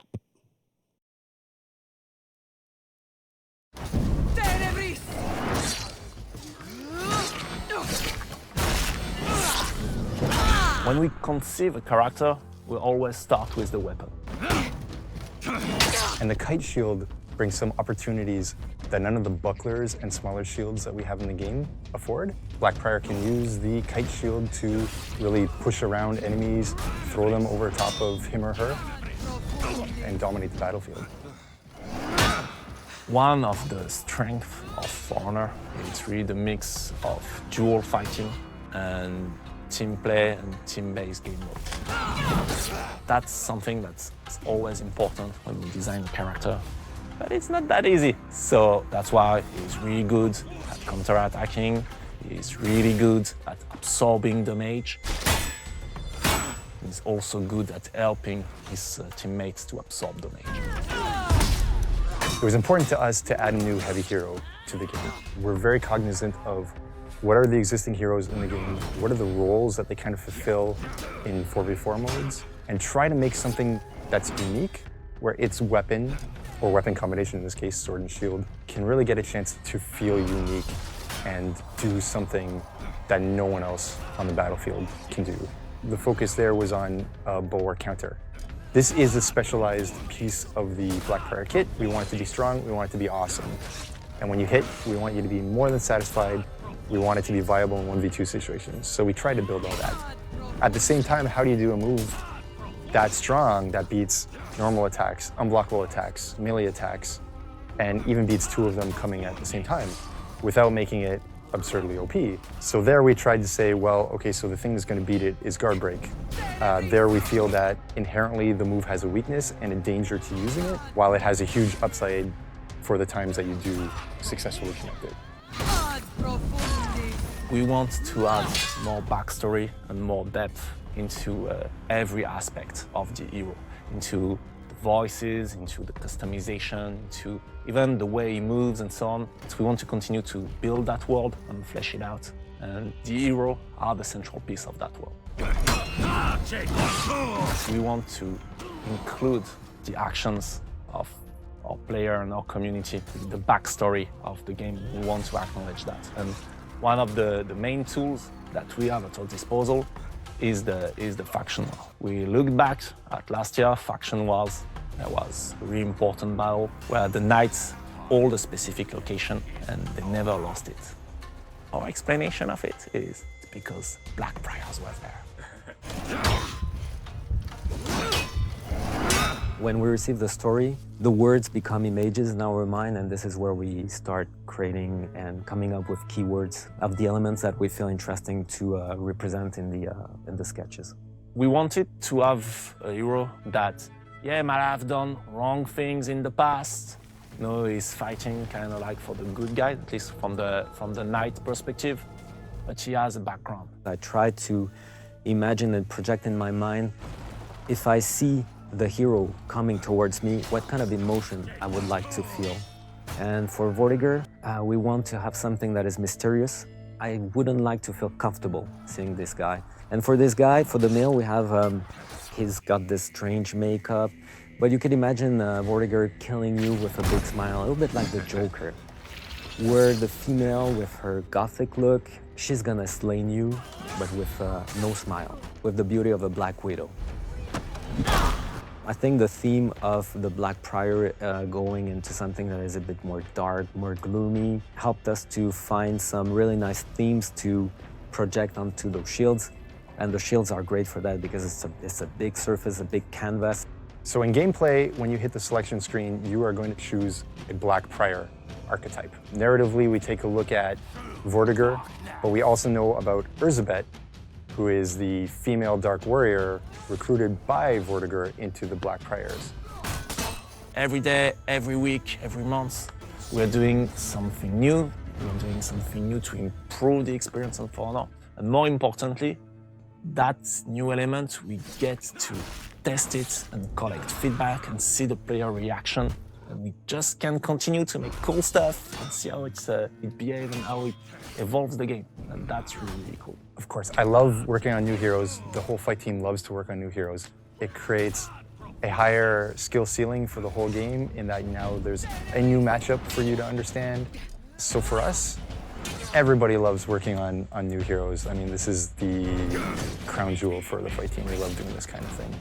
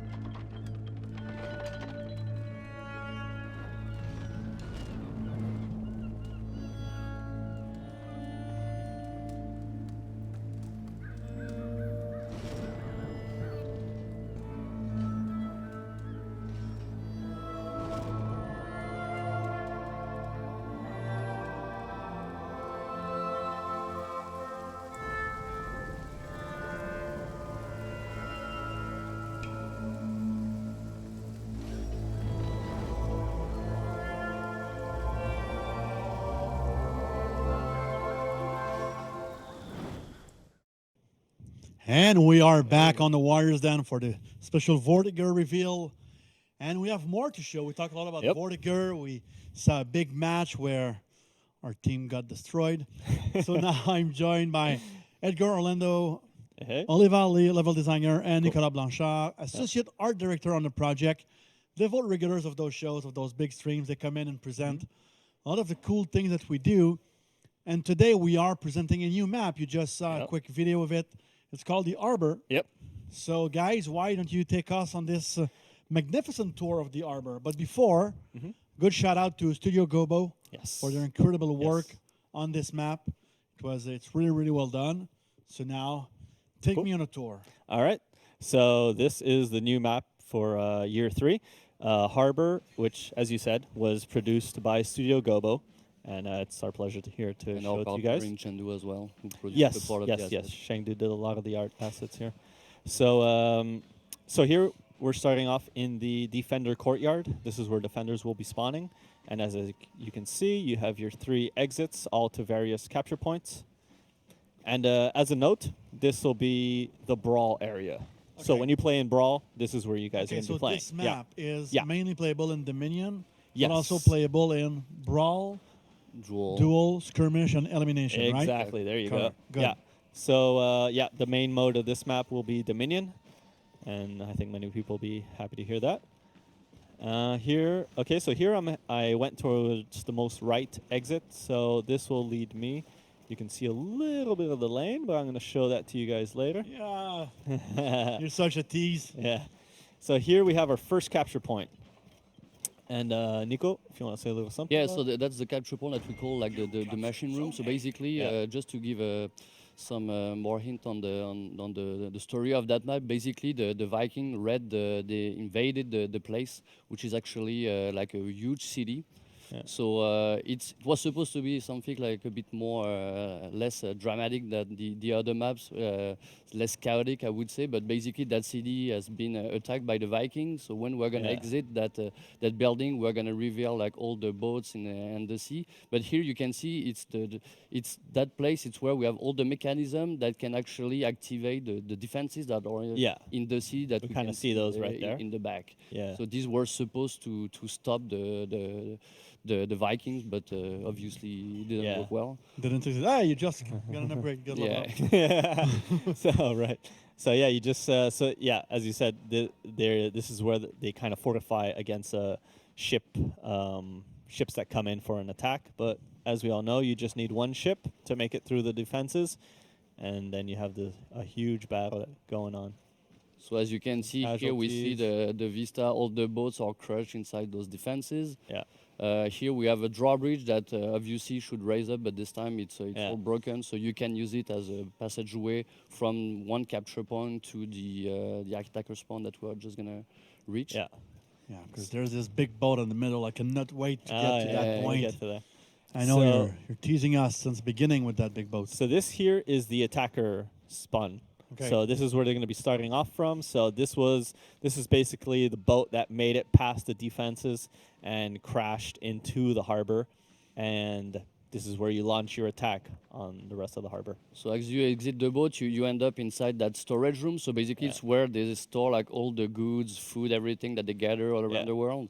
So obviously, everything has been crushed. Everything is super chaotic now, and we end up right now on that masterpiece, which is the big mothership, the giant boat that is in the middle. So this is where Point B takes place. It's on the deck of a ship, and you have both of your armies that clash here on this giant deck, and it's pretty unique, I must say. And one thing that I really like about this, and maybe you will show us, is the ladders and how you can play with that. It's the top, So all right, so this is the only map that you have a second floor, like an overpass over Point B. And what's interesting here is like if just over the middle part of the lane, you can totally drop attack on unsuspecting people, and we can or on see minions. dead guys there. Yeah, so that's an hint. It's a hint on what's going to happen to you. Like if you see dead guys and there's a bridge on top of you, there you go. You could die. Yeah. So be careful.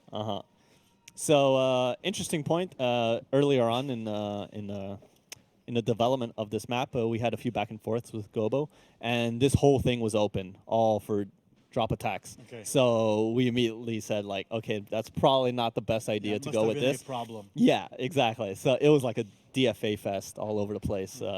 So yeah, we decided to just narrow the window to a specific area of it. So yeah, you'll be mostly safe when you're under those tarps, and if you're in the middle, you're kind of aware of it, so you can kind of stay under the bridge part to not get the drop on you. Okay. The other interesting thing here is that from point B, you can quickly travel with these zip lines to the other capture points. That's a fast travel way. Yeah, yeah. So this is exactly where I was before at point A, I believe, and so the other interesting thing during the development of this map is that we played around with different ways of how the zip lines connected. So at one point we had the capture points zip lines leading to the lane to point B, and then playing around with that, we kind of figured this would be the better way of showcasing that. So you have zip line going from the boat to Yeah. both So capture both points. capture Yeah. points. Okay. Yeah. Just to make sure that. I could show that off. That's here. what makes the map very intense when you fight, because it's not a big map. Actually, it's a small map for a Dominion map. So the gameplay is very dense. So it's super, because of the fast travel, you can go very fast from one point to the other. Yeah.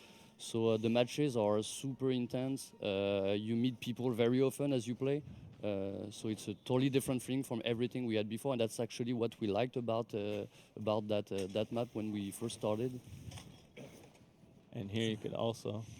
Yeah, that's a fast way, because if you think about like one of You the don't have map, to run like you have for a to while run to get to point A. Now you can quickly go from, oh shit, they're capturing it. You can go and zip line So straight it's a to. totally different strategy as you play. Like you have to think a different way. Oh, there's a little mouse there. Was a mouse? Yeah, I think there's a mouse. It's a rat. Oh, and there's Well, and there's actually, another. more than that. There's another one here. And there's a donkey. So I love donkeys. He escaped from Market Town, so Yeah. now he's in the harbor. It's the Easter egg of the Yeah, exactly. of the map. Yeah. So this Is it the capture- signature of somebody, like he wants to put a donkey? Fit everywhere. Yeah. Yeah. So this capture point has various entry points into it, either coming from defender spawn, either coming from point B, from the zip line, and from attackers. You have several entry points in here. So this is the marketplace, and in front of it you have something like that could be the entrance of the actual city. So again, here like people from. If you want to buy a sword along with your vegetables, you have that on. I think it's the same person who sells all items. Yeah, you it's have a them on the supermarket store. You can. Yeah, some of yeah. And okay, yeah, and here there's also another. Yeah, there's a entry room point. above the on top of the. Any special market. thing you can do from that room? Of course. And there's pigeon. And wait, there's two dead guys. Yeah, in the there's room. two dead guys. So you know what that means. To be more obvious, would put a big Yeah. X in red to say, "Don't go there, or you're gonna die." Yeah. So yeah, I think these capture points are really fun to play in, and the whole map again, it's a very fast-paced map. It's pretty small in size, but very well balanced, and I think you're gonna get a very arcadey feel out of it. And later on in the show, we are going to see 3 matches Yeah. playing in Harbour against the Dev. Will come back and will try to get their revenge. Right. Because they got their ass kicked in Come on, Breach. guys. And again, as you saw during the small intro, it will be playable in Vankenheim and Meyer as Yes. well. Yeah, exactly. So with different lighting and different textures. So cool, as usual. Cool. So anything else, guys, you wanted to share about the map? No, just a big shout out to Gobo again. Good job on this. They're really doing a good job. Good. So thank you very much Thank for you. joining us. So we're gonna take a quick break, quick video on Harbour map. Then we're gonna come back with the hero improvements for season 1 of year 3.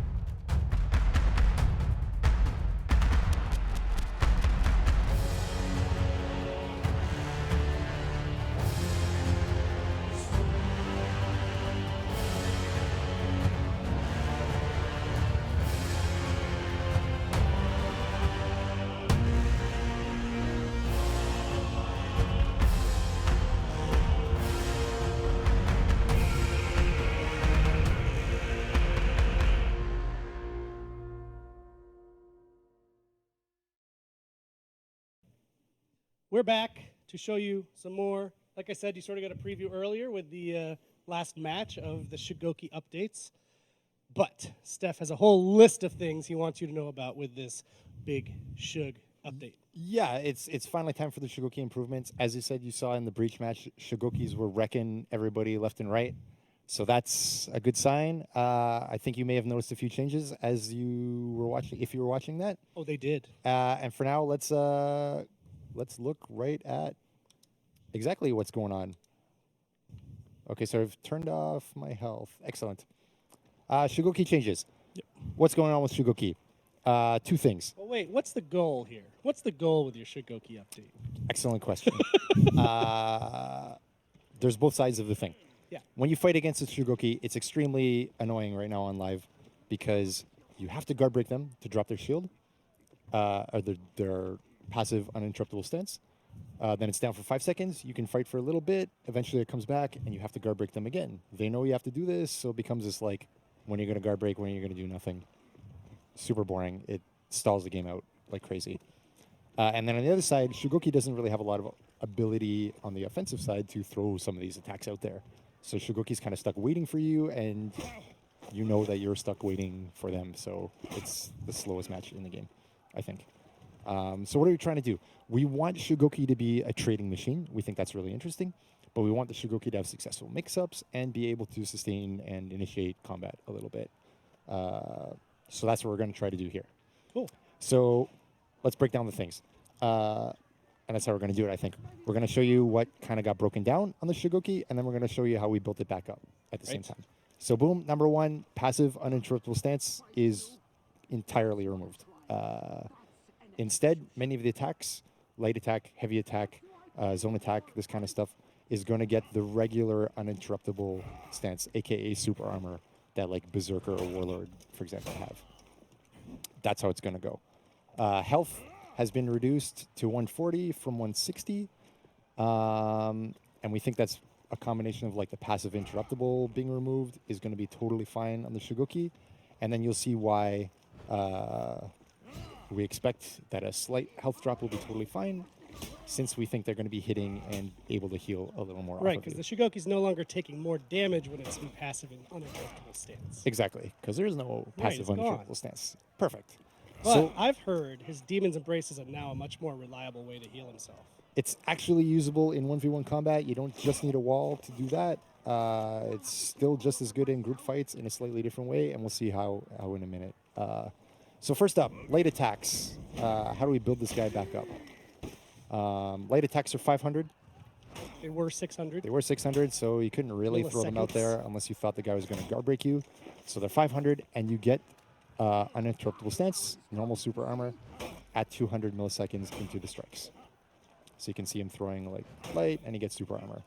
So he's well protected.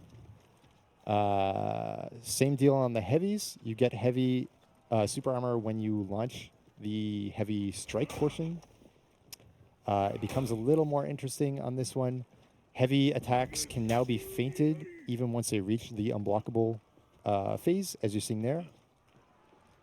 Heavy attacks can also cancel into Demon Embrace even once they make it to the unblockable portion. And you just saw that there. And the timing on the openers are now 800 in the quickest version of the heavy. So no charge. And it used to be 1100 in Yeah, this. it's much faster now. Yeah, so you can throw them out as, parry punishes and stuff like that. There's a minor stamina cost increase as well. Or, how do I say it? Buff. It's always 12 to throw a heavy rather than 12 plus charging penalty. Cool. So that's out. What else do we change? Headbutt. Headbutt is no longer guaranteed after a light attack, but you can throw out the headbutt after a light, after a heavy, after a zone attack. And it doesn't actually matter if they hit or miss. Yeah, so you can see him like whiff here. Maybe 2 seconds? that was a zone attack. There you go. So you can still do interesting things in group fight. You can bait people a little more that some other characters are like. So that's kind of interesting as well. Demon Embrace. we removed it from neutral for a couple of reasons. The big one being it's super annoying in group fights, in that's really Shugoki's big role, is get the hug or get the unblockable heavy. So that's gone. You can still get it from throw, so still guaranteed off of wall splat. You can get it from any of your heavy cancels. And the timings are slightly different. You get uninterruptible stance 500 into it. You can still cancel it from heavies, that kind of thing. So we actually expect that it's something you'll be able to do when starting a heavy and sometimes doing Demon Embrace. It's also interesting in timing-wise, you'll see after a headbutt succeeds, you're so frame advantage that it's hard to tell, is it a real heavy? Is it an unblockable heavy? Is it a feint guard break? Is it a Demon Embrace? That's the mix-up we're trying to set up. And same thing you'll see after the Demon Embrace. Timings are changed here such that you're so far ahead on frames as well that you should be able to throw a light that they will have to quickly defend against, or a heavy unblockable mix-up, and repeat is it a real unblockable mix-up? Is it a feint guard break? Is it a Demon Embrace? So you can think of it as like knockdown, wake-up combo mix-ups in some other games. That's what we're trying to set up with Shugoki. Cool. So that's super hype. What else do we change on the Demon Embrace? There's no more critical HP, gives you a one-hit KO stuff. That's not super fantastic in groups either. It's just annoying that Shugoki hugs you and kills you out of nowhere. At the same time, there's variable rules on the commander. That's odd. Instead, we say, no, it's a successful tool that we're going to use to heal, does 25 damage, heals 25 HP. Across the board. Across the board, no matter what you're at. Does that make sense? All stamina as well. Yes, the biggest thing. I always forget this. Shugoki regens stamina. We're at 0. Sad. Try again. Try again. But you'll see, Shugoki uses all his stamina to pressure, goes out of stamina, Demon Embrace, and then can get it all back for the hug, successful hug. Beautiful. And can continue pressure, restart pressure. Right. So they're So you down wanted 90 to keep the move, but change the way it's been known. Exactly. It's still going to be successful. It's still a big disruptor and a definer in group fights. The difference that you'll see also in group fights is that if your friend hits you before you get the hug part off, it will interrupt the same way Shaman's Bite works, or the same way Highlander's Caper Toss works. You'll still. Yeah, that's a big change too. It's a big change. So it's not an automatic death sentence for Shugoki to hug you anymore. Your enemy team will still be able to set up hug followed by hit from their friends. As you saw in the Breach match, Shugoki's are getting a lot of kills this way. So we think it'll be totally successful. What else have we maybe seen a little bit here, but we haven't touched on? Heavy unblockable finisher is possible now, as you saw there. And same rules as the opener. It can be feinted in the unblockable portion. It can be transitioned into Demon Embrace during the unblockable portion. All these options are there. The Demon's Embrace also doesn't interrupt Revenge. Right? That's right. We did remove that. So moves should be safe for you to activate Revenge with your Shugoki in your face. Other little pieces. Zone attack is 600 MS. It used to be 900 MS.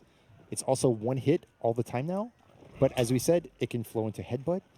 It can flow into Heavy Finisher, which can, of course, upgrade to Unblockable Heavy Finisher or Demon Embrace.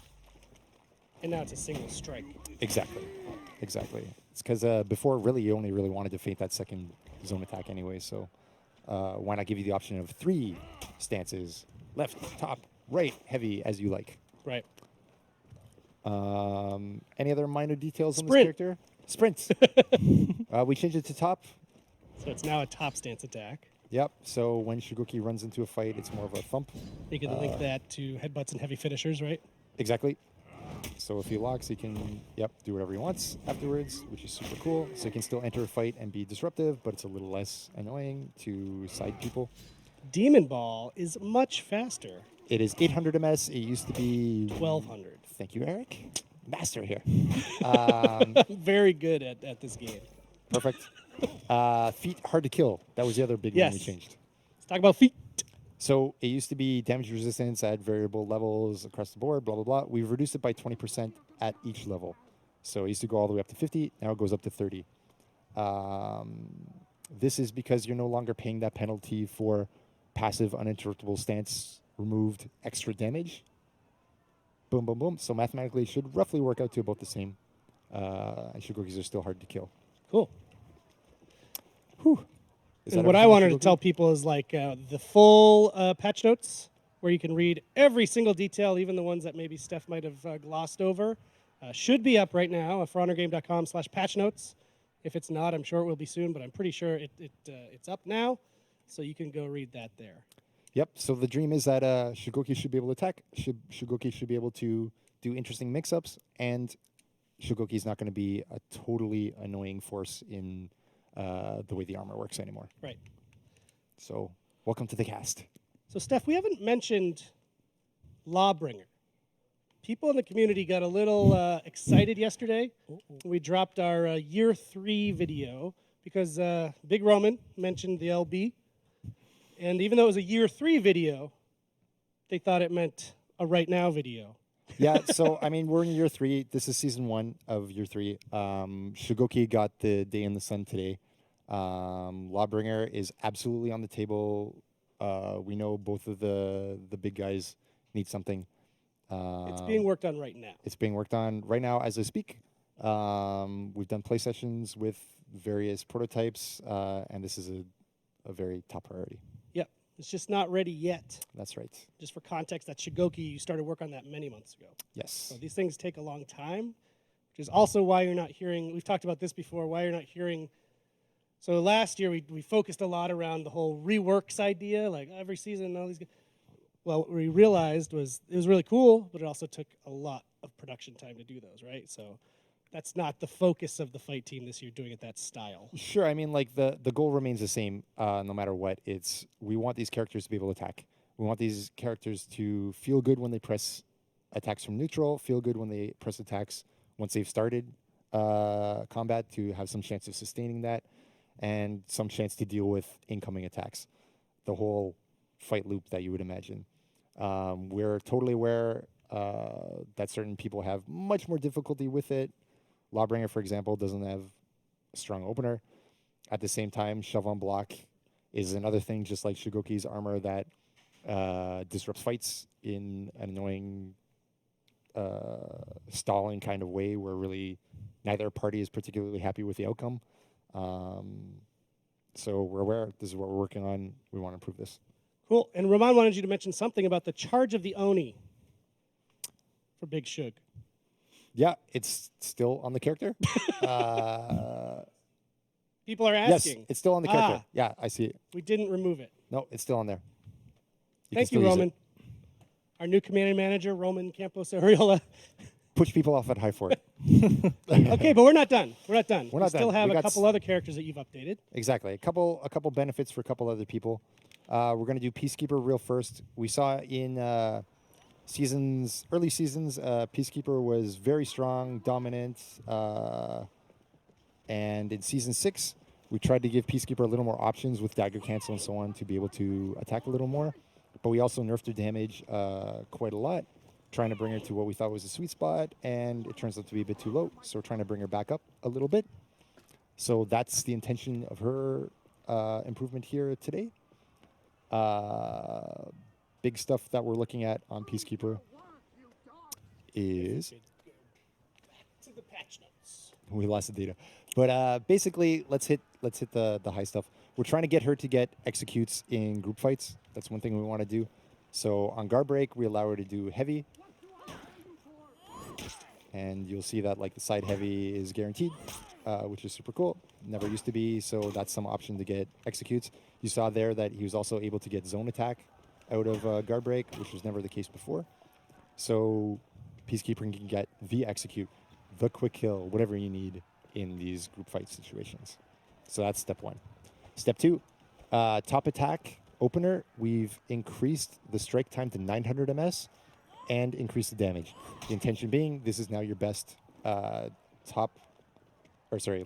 parry punish. I'll throw your top light. And top heavy is guaranteed. I couldn't block it.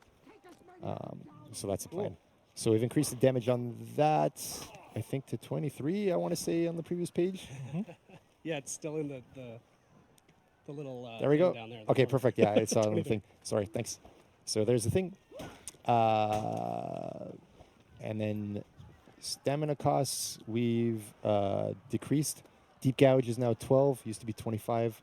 Dagger Cancel is now 6, used to be 10. Zone Attack is now 40 stamina on the first hit and 20 on the second hit instead of 60 and 0, which should get you, you'll see Nuke do. So for people that only want that first hit of the zone, that's a nice. Yeah, you can't quite see it there, but like maybe we could see that like you can do 3 in a row, whereas before you could only do 2 in a row. Yeah, so there's 3, so that's pretty cool. There's some damage benefits and you as well. buff damage a bunch, not across the board, but on a bunch of the moves, right? But it's not on the screen right now, so it's a little tough. Late attack page, is, please. Late attack is slightly up, and heavy attack is slightly up. Previous page, please, Alex. Just a couple of numbers. We don't have them in front of us. There it is. Oh, yeah, we do. Okay, dodge attacks are 17 damage, up from 15. Heavy attack finishers are now 27, up from 25. And late attack openers are 14, up from 13. It's minor, but I think with the opportunities to get these better parry punishes, better guard break punishes, all the things you want, you should be able to do just that little bit and bring it to that sweet spot before season 1, 2, 3, 4, 5, too powerful. Season 6 and since, too weak. Yeah. Maybe we'll be in that middle. And this is what we'll keep an eye on as well, Cool. damage-wise. All right, let's switch over to Warlord. Warlord.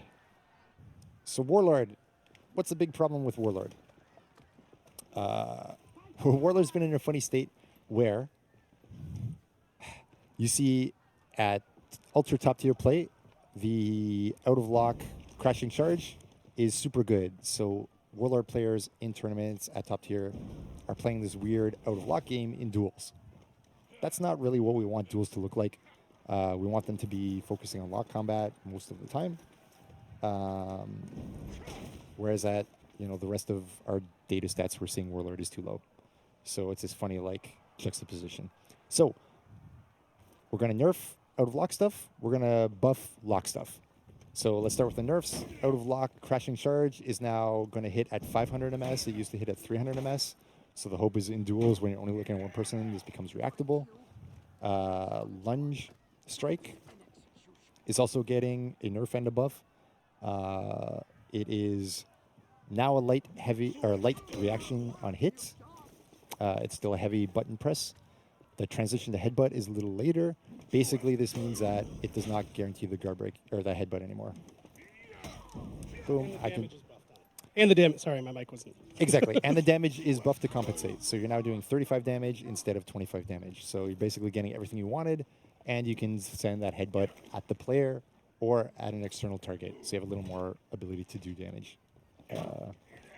And then buffs-wise. I would have liked if you could add a new chain to him. That would be super good, I think. Yeah. So do you think we should? Yeah. Oh. Yeah. Sure. All right, Francis agrees. So what about light? There we go. Hey. Perfect. And what about heavy? Hey, even better. Also good. Light finishers are all 500 ms.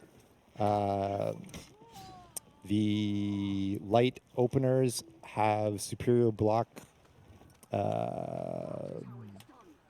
On a successful superior block, I've heard light attacks now gain the unblockable property. And do more damage. Yep. Thank you very much, Mhm. Eric.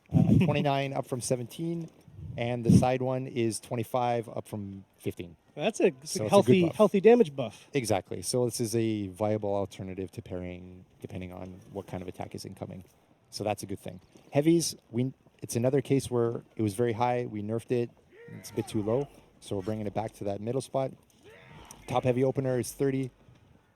Side heavy opener is 35. Top heavy finisher is 35. Side heavy finisher is 40. So everything got a bump by 5 damage. So you could say, so looking at these two is interesting to me, not being on the fight team. So it feels like you gave a little meatier damage buffs to the Warlord versus what you gave to the Peacekeeper, because the Peacekeeper is already kind of doing better overall than, say, the Warlord, right? Well, the Peacekeeper is always interesting because, like, the Peacekeeper has gone up and down a little bit more and used to be the dominant force in the game. I think the most defining one. So we're a little more Want to take Trying smaller not steps. to nudge her all the way back to the top. Exactly. If we have to go further, we'll go further. But let's see. Cool. Warlord we're a little safer with, I think. Any other buffs to this guy? Zone attack. Zone attack is now undodgeable. You see the blue effect? It means that if I try to dodge it, no, not going to happen. I die. It was basically very high tracking anyway, so we said let's go all the way and allow Warlord a little more opportunity to keep pressure going and not let people escape. Let's not forget about the full block stance. Full block stance is another one. It used to have a 4-second stamina penalty, like you would not regen stamina again for 4 seconds after you enter it. That's super annoying. So you enter it, you release, you regen your stamina. Beautiful. All good. Entering is now also 10 stamina, down from 15. We think this is okay because the big penalty is that once you go in, you're going to get guard broken if you're in that stance. And you can't do anything about it anyway. So that's a worse penalty than stamina. Cool.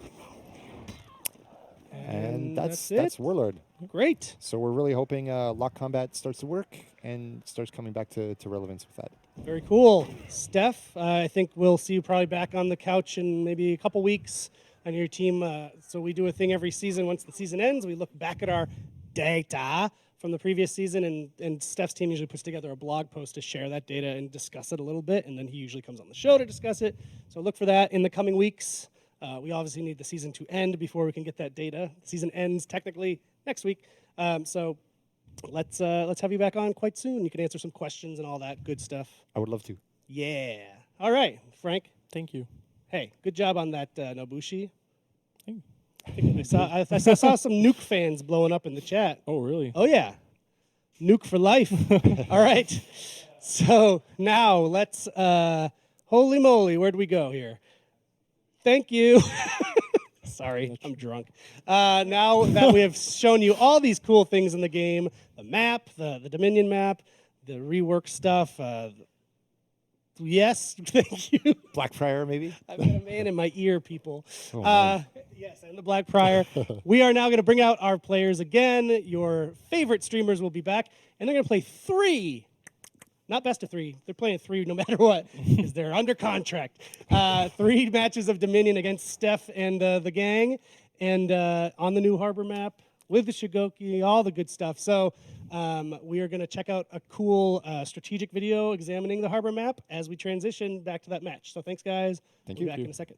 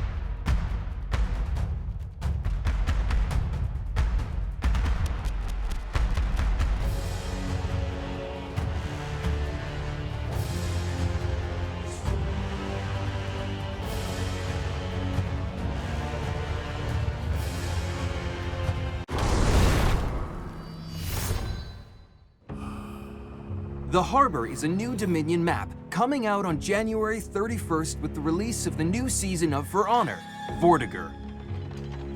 Harbour is a port town on the shores of Lake Atrevatnen, where the Blackbriars once helped the Knights defend against their enemies. Ruthless strategies help them win battles against impossible odds. The port still holds immense strategic value for its location and continues to be a highly contested area.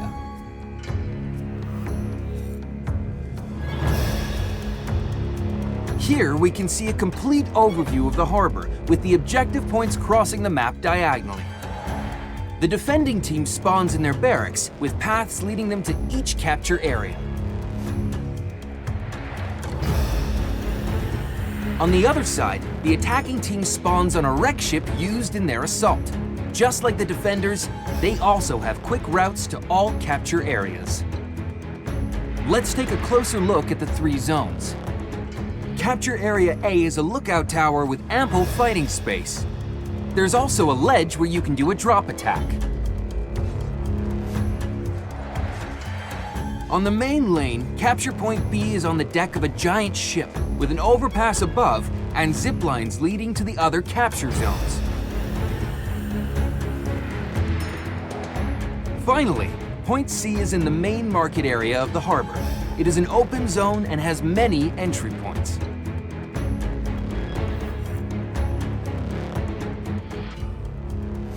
Taking a closer look, you will notice zip lines that can be taken from Point B. Those will get you across to the other capture areas faster. Of course, a For Honor map would not be complete without hazard zones. You can ledge enemies from this bridge, and there are also some interesting places to do drop attacks.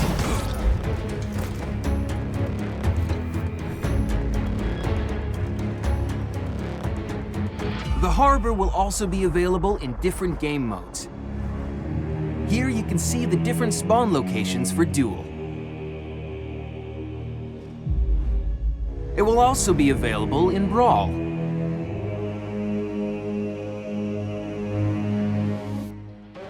Finally, Harbour will be playable in Skirmish and Elimination. Here, we can see the boost locations in those 2 game modes.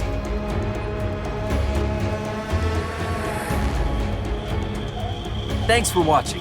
We'll see you in the harbor.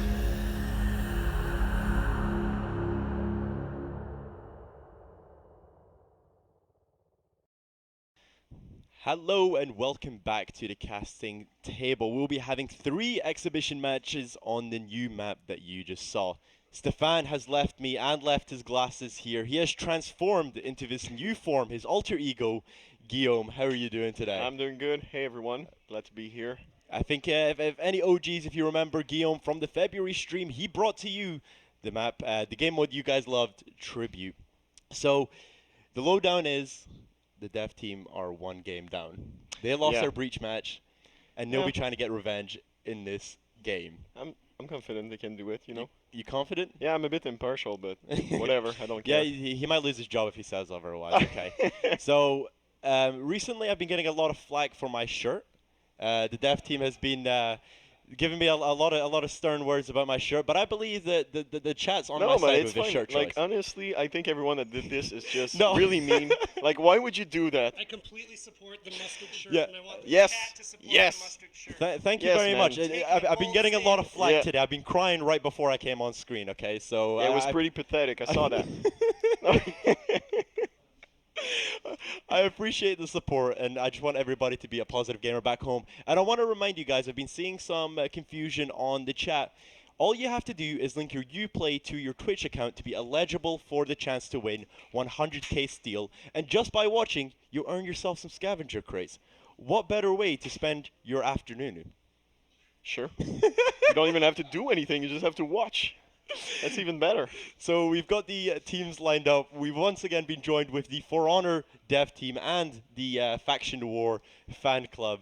They've been showing their support from the Faction War, especially through their Faction War leader, Setback _. If you remember, if anyone's watched his stream, you'll know about his Faction War weather report he used to do on the week by week. Very constructive videos. Love them. I love them.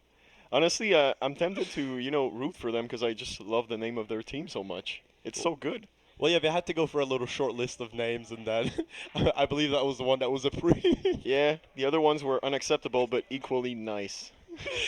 Equally enjoyed by all the dev teams. Yeah. So we're just going to wait until we load into the game. Today we'll actually be watching Kitys on the new Shugoki that we talked about on the previous section. And we'll be looking at Nuke, who was the Nobushi in the last game for the dev team. Yes, pretty impressive player too. So Quite you can see there quite a surprise apparently. the for poor little today. minion hanging from his leg. Yeah, they look so badass in these cinematics, and then it all goes to the hell once it starts. You know, they're just not as good. It all goes south. Okay, Kitys here on the Shugoki going in for point A. Point A, pretty interesting fights to have in this map, considering the hole that's right in the middle of it. There's still like space around it to make sure that you don't get ledged, but it requires you to be careful.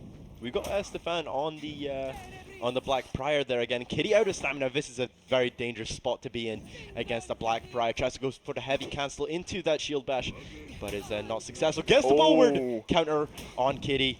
And he was talking behind the scenes about really wanting to get more bulwark counters when he's playing. It's because they look so badass, you know? Kitty They look so good when you do this.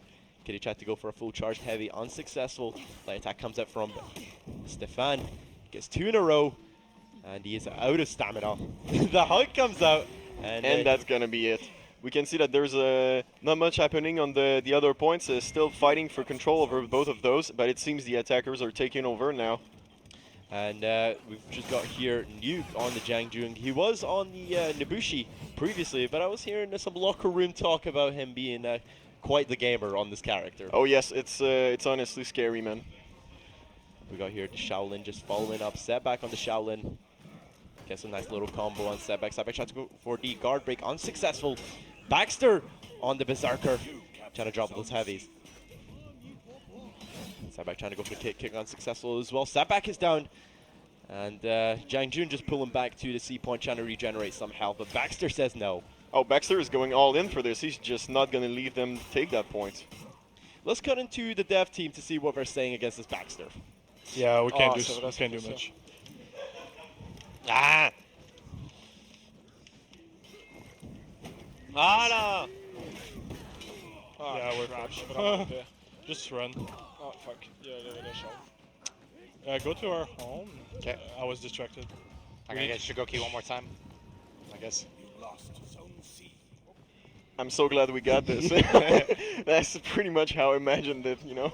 That was an epic retake by the Faction War fan club. You know what? We should shorten that to FW. Wait, I can't do. Faction War fan club FWF. FWF. There we go. Okay, guys, I didn't study my alphabet. Okay. So we got it's French alphabet. So. Yeah, French alphabet. It's not the same, dude. W. So we got Kitys against Stefan here, being backed up by the customized Hyperion on the Black Friar. Gets a nice little zone there on Stefan. Guard break successful, gets the wall splat into that side heavy, but does not finish him off. But the light there sure as hell connects. That duel is going to be interesting. I don't know if he can actually do it. He's going to have to be smart about using that new tool set that's available to him. And no, that's not going to happen. No. Too bad. Too bad Berserker was in the house. So the zone into that top light sure as hell finished off Kitty. We just got Nuke against Baxter here on the C point. Baxter out of stamina, very dangerous position to be. Gets the guard break, knocks him down. But Hyperion here is defending his fellow gamer. The brave gamer fellows. Nuke is doing a pretty good job at keeping there for a while. Oh, and the drop attack is going to give him revenge, which is that going to allow him? And another miss from the drop attack. What is going on here, guys? Gets that top and blockable heavy on setback, but he's out of here. But the feet is procced. Really nice work here by the Shaolin. You can see that Shugoki's unlocked his level 2 feat. He is a level 2 Goki, and you know what, guys? That's just how the Mafia works.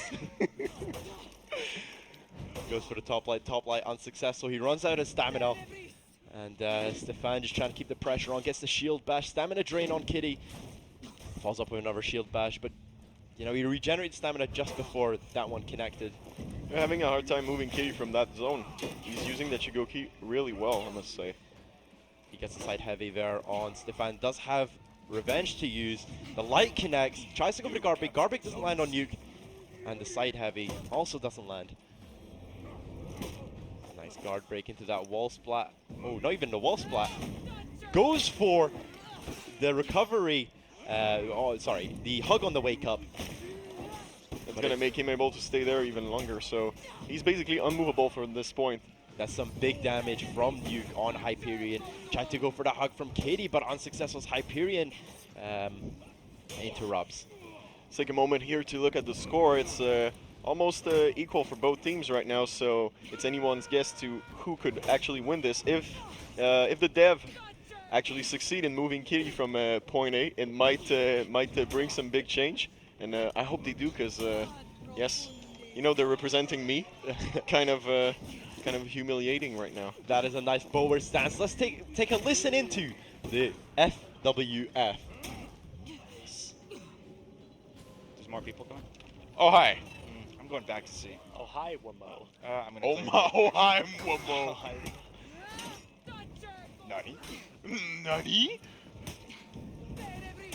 Nice. Bashing again. Oh, no. Oh. Fire. Kill him, please. Get I'm burned. dead. Don't stand in the fire.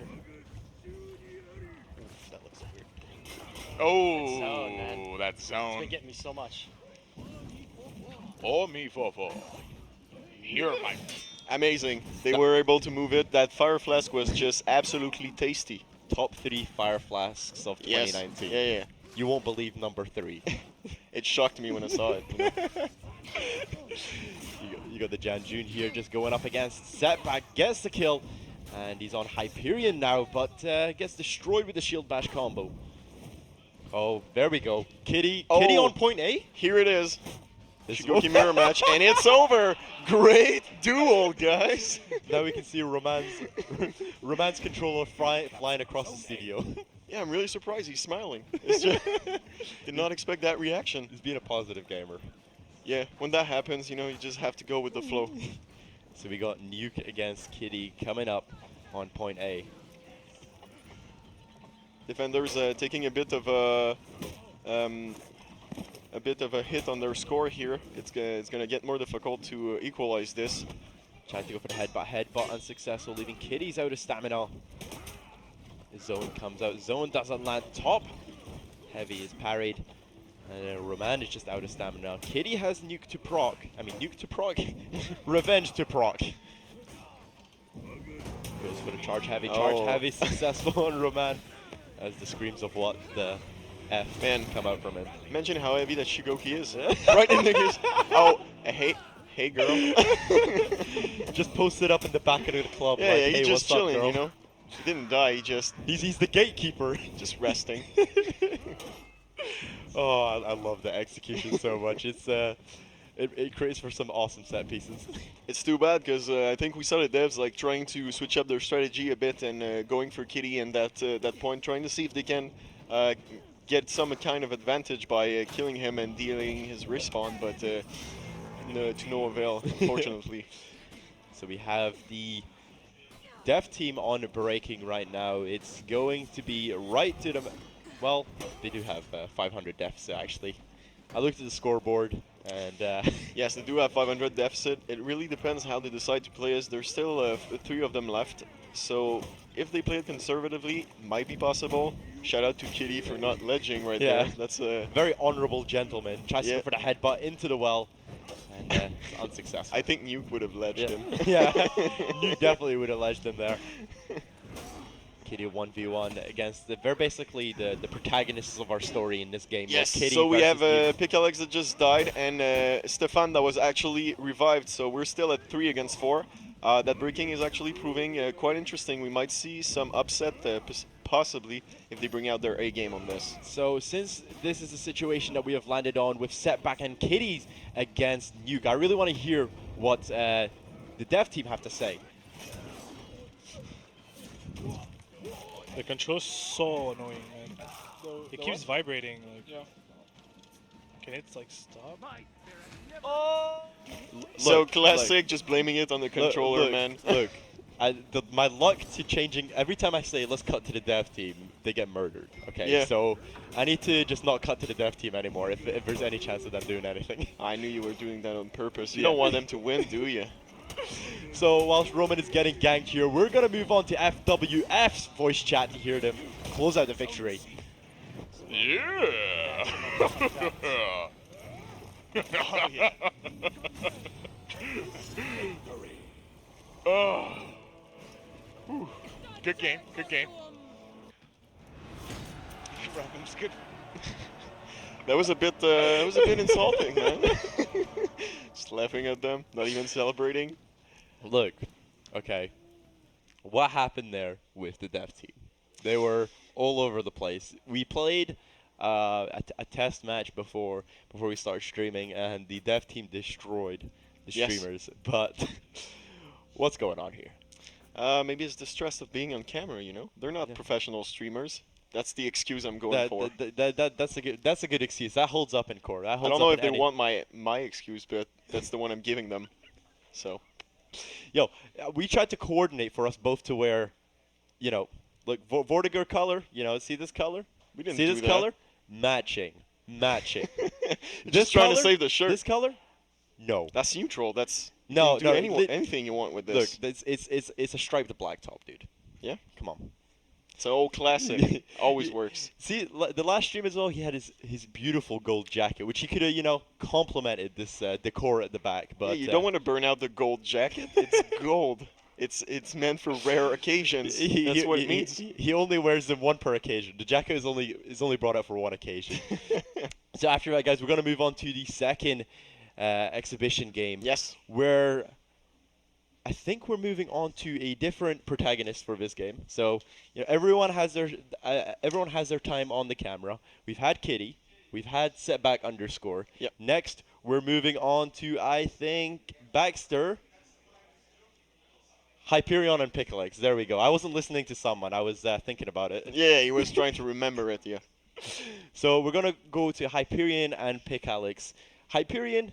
We've seen him on the Valk. We've seen him on his Black Prior. I really wonder what he's going to bring out next in this. I'd like to see Valk in some Valk gameplay, you know, but like Vortiger is just so appropriate right now with everyone playing Shugoki. Black and all Prior. that stuff. Yeah, I know, but he's playing the male version, so I'm safe. So there we go. The camera on Hyperion, looking handsome as ever. Look at those eyes. Look at this shirt. Man, he knows how to pick an outfit. Unlike some. Well, whatever. You know, no chip on my shoulder. Okay, we're just gonna wait for these guys to load into the game. Pickaxe has been playing. First game he played the Janjun, and the second game he managed to pick up the Berserker. I really wonder where he's going to play in this matchup. Yes. As you can see, a different setting on the Harbour map here. It's really interesting to watch Pickaxe play. I think he's one of the most versatile players of this of the floor. He plays, I think, every hero he can play at a very good level. A very so shout out for competent that. level. Yes, we're seeing some Vault gameplay. Yeah, Awesome. finally some Vault gameplay for all those 3 Vault mains. This is for you. Hyperion is doing this for you. I'm a Vault main. I know. Shut out! Yes.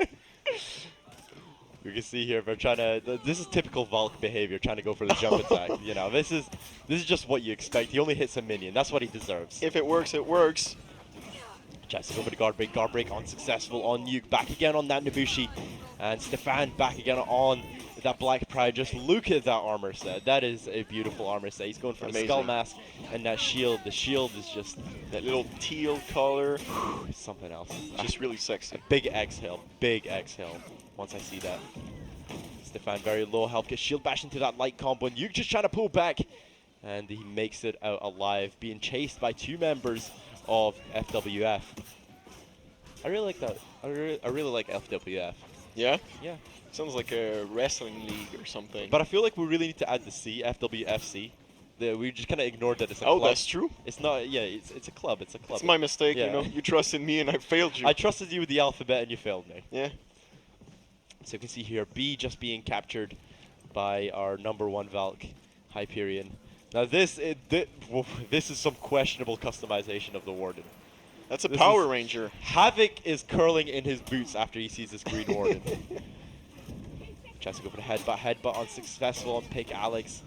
He is getting completely ganked by both Hyperion and Kitty. Procs Revenge. Revenge on point on this. The Heavy does not connect on Kitty. Goes for another zone. Zone lands on Kitty. Tries to go to hug unsuccessful. And it was just a line. It was just a line. It was well fought. I want to give a little quick notice of how both teams seems to have to keep the importance of the lane a bit more in their priorities for this match. Trying to control that ledge over the lane, which is, even if you don't get your drop attacks, it does give you quite a bit of zone control, which means you can basically kind of make the other team do whatever you want because of the constant threat that you're posing to them. And like Obi-Wan said, he has the high ground. And when you have the high ground, you don't try it. Yeah, you don't try it. You literally do not try anything. Like when you even have if you're a Sith, like I'm a Sith. So Hyperion just going up against Roman here. Has to go for the guard break, and Kitty goes for the hug, but once again interrupted by Hyperion. Sweep connects, but the revenge is procced by Roman. Will he stay and fight, or will he run away? Nice Demon's Embrace there on Roman. Follows up with the heavy just as the revenge was finished to get the kill. Bit of a desperate revenge here. You can see that he was super glad to get it. So you can see actually the devs are winning on score. This is what I was talking about when I was saying the devs actually played really well in their practice games beforehand. Just warming up for the stream itself. Once again, we're looking at one of the most hideous Wardens I've seen. I don't know, man. I like it. I'm telling you. He has this like Eye Elves vibe. Guys, 1 in the chat if that's a good Warden. 2 in the chat if you agree with me.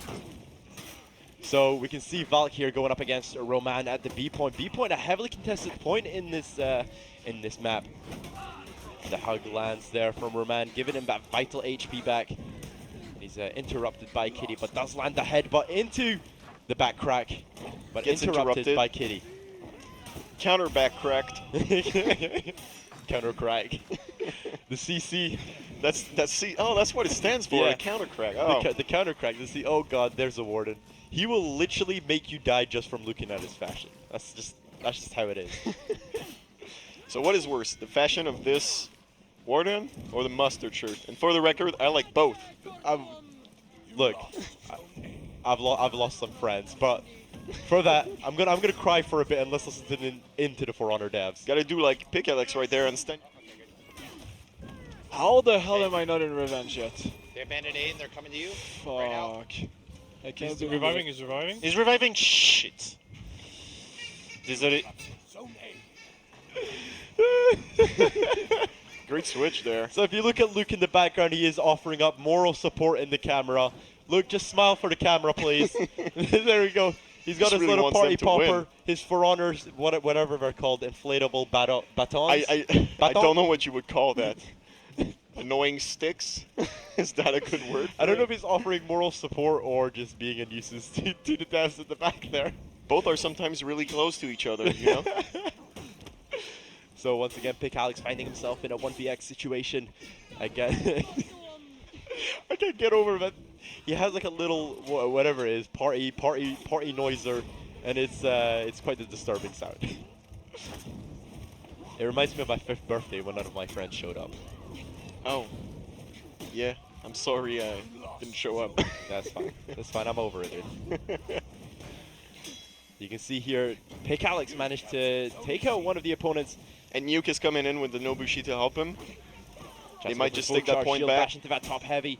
Top heavy was successful, but he still has a bit of health, and that light from the Nobushi just takes him out. And they keep their advantage with this this fight that was won. Really nice play by the devs.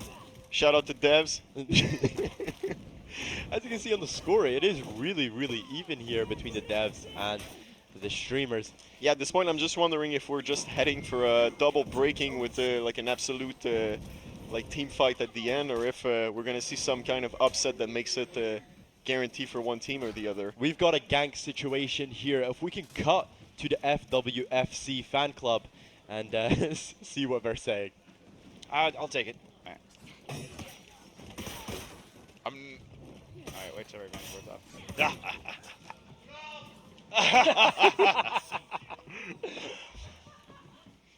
Do you need it now? Sure. Okay. It only lasts 10 seconds. Uh-oh. I'm in brace.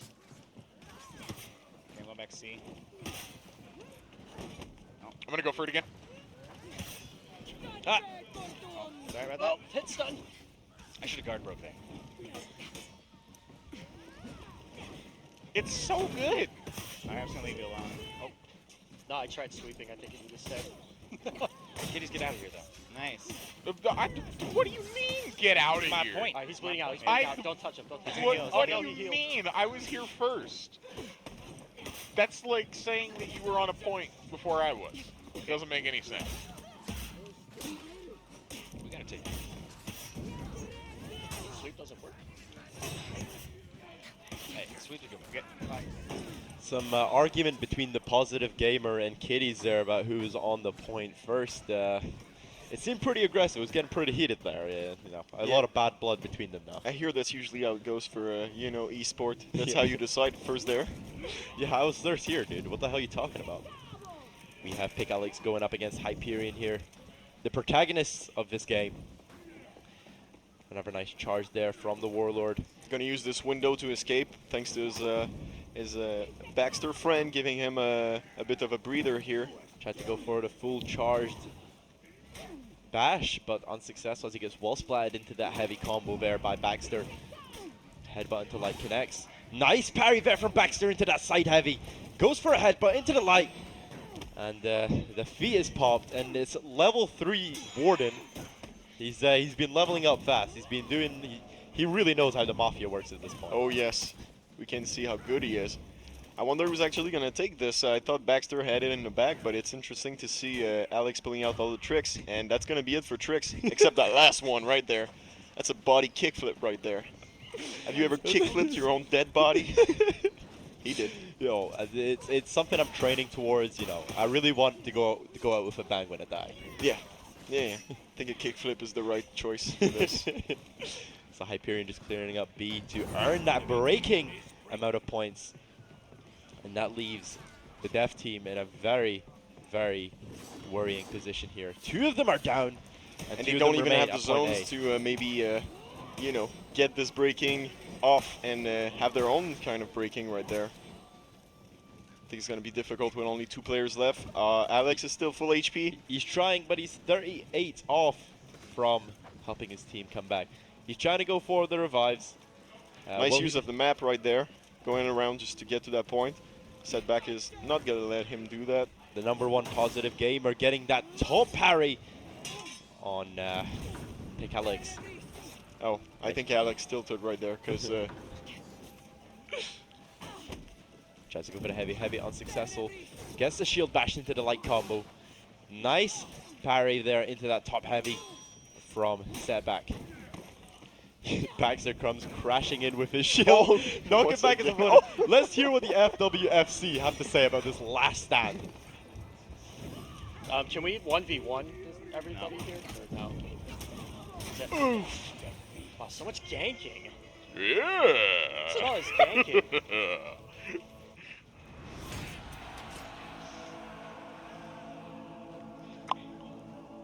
Shugoki dropping that mic after he dropped that laugh. Yes, honestly, we should just sound clip this and use it in an emote. I think, yeah, I think that would be worth it. It's emote worthy. Hey, what up? It's the party man himself, Luke Deshane, joining us. You get your birthday party now. Finally, my 5th birthday party when, you know, people join me on my actual birthday. So, I'm tearing up a bit. It's so sad. So, anyway, that was another loss for the Dev team. I feel morale is at an all-time low. Yes, at the same time, it might be motivation. They need to win that last match because it was really close. You know, when you get this close to the sun, it's bound to burn. Yeah, it's bound to burn, but that's what you want, right? Yo, this analogy was kind of clumsy. I still stand by it. You follow it through, man. You don't let it die. Follow through is what matters. You know, I bet you people in chat loved it. Eh? I bet you people in chat I hope loved they it. did. I live for chat. So the last game will be on a different variation of the Harbour map. And you know what? I'm really enjoying this map so far. The high point, as we said, if you have the high ground, yes, you're doing well. That's actually a very interesting variation that we have for the main lane. Like, I was one of the first ones to doubt it. You know, many drop attacks is usually kind of annoying, but in this context, it's so fresh and it's so new, and there's so much control over how you can take that back. So there's just two steps to playing the lane in this map, basically. You want to control the high ground, and then you can get down and actually clear out the soldiers and all that stuff. Exactly. Hopefully my eyes will actually work now after seeing that Warden. So I'm taking some time to cleanse my eyes before we get into the next game, just to make sure that they're Such a drama queen. No, it's not even drama queen. I'm telling you, a Warden should never be customized like that. It's objectively bad, is what you're saying? That's the problem of having such deep customization in For Honor. You know what I mean? Okay, so we're moving into the last game where we have our last protagonists of today, with Roman for the dev team and Baxtyr for the FWFC. Baxtyr, I just love watching his stream, man. I used to be a Berserker main myself, and oof, it was so inspiring to watch that. Hopefully we get to see the Ricardo flick when they win the game. Little hair flick at the end from both him and Setback. They have the hair for it, they just need to deliver. Ricardo? Yeah. The hair flick, obviously the camera's not on me, but the little hair flick, you'll see when they win, okay? He gets the deflect into that guard break on Nuke, and big damage was dropped on him. You can see there. You can see Roman that's amazed that he missed a hit. I don't know what it was. We didn't see it, but it sounded frustrating. Nice little poke there from Nuke, but he is pulling back, realizing that he definitely is in a big health deficit. But the charged heavy, I mean not the charged heavy, the dash heavy lands, and that beautiful new Berserker execution comes out. That was amazing. It's something else. You think it's gonna end. You're like, oh, he dropped the 2 axes on him. Okay, that looks good. Then he stands on them. It's like, oh, okay, that's good. And then he just chops off his neck. We're seeing now Roman on the Shugoki. Let's see if he's gonna go and try for that mirror duel against Kitty again. Is Kitty still on the Shugoki for this match? I think he is. He's a Shugoki main, so I would hope so. We've got Hyperion on the new Black Prior and Setback on the Jiangjun here. Headbutt lands on Setback. Tries to go for the hug. Hug unsuccessful. The top light lands on Roman, and Roman is down at point C. We can feel the loss of velocity for the dev team here. They seem to be not playing as well as before. Well, it seems to be the different environment. The snow, you know, it's really cold outside, so I don't blame them. Right. That must Look, be why. my jokes go downhill as we progress, okay? So that's... it's okay, that's the last match, so you don't have to worry. Baxtyr having a hard time with that Berserker Mirror duel here. We might see the King having his crown taken. and that's going to be it. And his back's being cracked, so... A little back crack. A little therapeutic experience there before he dies. Roman with the taunt there right at the end. The weep taunt. Now he's going to be staying on point C to make sure he doubles... I mean, point A to make sure he doubles... to make sure he doubles on the score. You can see we were saying that, you know, the devs start off on the back foot. That's actually a nice comeback right there. A really nice comeback. That's the beauty of Dominion. You know, a comeback can happen at any point. Pick Alex finding himself in a tricky situation against Baxtyr. And Kitty just going for that charging attack to take him out. Roman obviously looking into the scoreboard, trying to get to that top part of the scoreboard just so he could type in chat, you guys were useless. Yes, it's for the bragging rights. You know, you want to tell everyone that you carried them. That's the point. That's the point of online games. Nice little execution. Oh, that is just an ace one. Puts him in. His head's just become a pot. Baxtyr pulling back up to point Looking pretty pleased with himself. He kind of seems like a lost puppy right now. He doesn't know where he's going. He's chilling. He's just doing whatever he wants. The slowest light attack in the history of light attacks coming out from Hyperion out of stamina. Roman just facing up against him. Trying to bank on that out of stem. Headbutt follow-up leaving him in very low stamina. And he is out of stamina now. Can Roman capitalize on that? Gets the back crack. Regenerate stamina and a bit of health there. 25 health, to be exact. Yes. Guard break into top light lands. Another headbutt just misses there. But that one sure as hell lands. doesn't seem to be able to capitalize on those out of stam that Hyperion is living through. Well, after that horrific defeat of Roman, let's listen into the FWFC and see what they're saying. Arm embrace. What are you saying? Arm embrace? Arm embrace. Arm embrace. Arm and brace. Instead of arm and hammer, it's arm and brace. Ah, I'm so bad at that.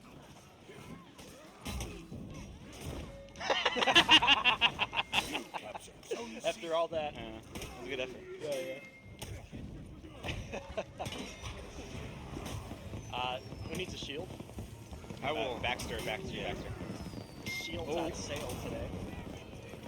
Oh, there you Oh, are. please don't knock me out of the execution. Wait, how do I? Oh, I totally gave it to the wrong person. Don't worry about it. Oh, I'm dead though. I don't know where that came from. That's okay. This lets me kill minions easy peasy. Yeah, I'm rising. What can I say? Just let them kill minions easy peasy. That's all. Yeah, at this point with the advance they have, they do just need to do that. But we can see here the dev team taking back point A and point C. So we might see a bit of an upset if they can win this team fight here. That's going to be a boost city for Zone A. Stefan just gets the execute there on Baxter. And they're going against Hyperion's Black Prior. You see Roman just trying to assist Stefan where he can. Can they get the knockover against the guard break? Guard break only leads him to the pillar. And out of stamina. He's going to leave attack. the zone anyway. That was nowhere near Stefan. It's okay. The light attack just to finish him off. Roman pulling back to point A just to get that double points. They just can't afford to not go for it. They want to redeem some honor. It's for their honor right now. Oh. Hey guys, yo, you said I'm the name of the I'm game. here all week, guys. I'm here all week. Nice parry there from Baxter into that side heavy on Roman. Gets the light in as well. The mix-ups, the Berserker mix-ups. As he said, you enjoyed watching Baxter stream, learning the ins and outs of his character. Nice side heavy there. Follows up with the unblockable top heavy to finish him off and capture A for his team. You have to love those moments where you just let that top heavy rip and you're like... when it lands, it is... You'll never see it fucking coming. Beautiful. Guard break Bye-bye. successful, and bye-bye Nuke. Followed up with a backflip, and the little Son, you saw it in cams. He looks at his enemy and provokes him. Good fights. Good fights all around. Wow. Positive gamers, by the way. These guys are, you know, la creme de la creme of positivity. Once again, it's an all too familiar scene where we see the dev team breaking against the streamers. Roman just not gonna stay in there. Roman just tried to Oni charge into literally nothing. We go Baxter in this 3v1 situation, tries to take out Roman. Roman in critical health, but does get the shield That from shield his was Black on Prior. point, and it's gonna be pointless in the end. Too Kitty, bad. Kitty takes him out. We're on Baxter back again. Let's listen into what the team has to say as Baxter falls to his death. I gotta get this ledge with the... It's in my eyes and it burns. Oh, that's actually gonna be really good.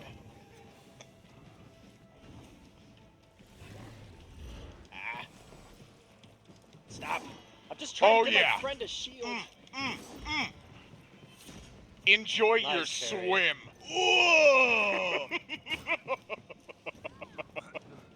That was beautiful. That was nice. Oh wait, so our friends died. Whoops. Let me get Oh, no. Oh! Oh! Scatter. I'll get this ready. Nice.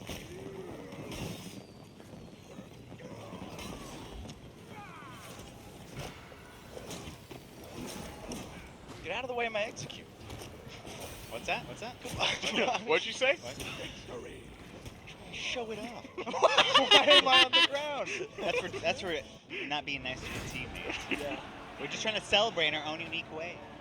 I'm so sad. And, I'm so sad. And there you have it. The FWFC wrap it up with 4 wins in the bag. Now, obviously, I was supporting the fan club. You know, faction war veteran myself, Mount Ingus. That's fair. Forever and always. For our dev team, I still love you. It's fine. So after that, of course, we will be having an interview with our victors just as they get ready on the couch. with Eric Pope. But before that, I want to say thank you very much from our beautiful casting table. We want to thank Stefan before he morphed into Guillaume. And you can check. Do you have a Twitter account that people can at you if they have anything wrong? It's at Chum. Give him abuse for hating my mustard shirt, okay? And it's been myself, Vivid Naz. You can find me at Vivid Naz. Please tweet me if your thoughts on the mustard shirt. I hope you guys enjoyed those games, and we'll pass it off to Eric Pope.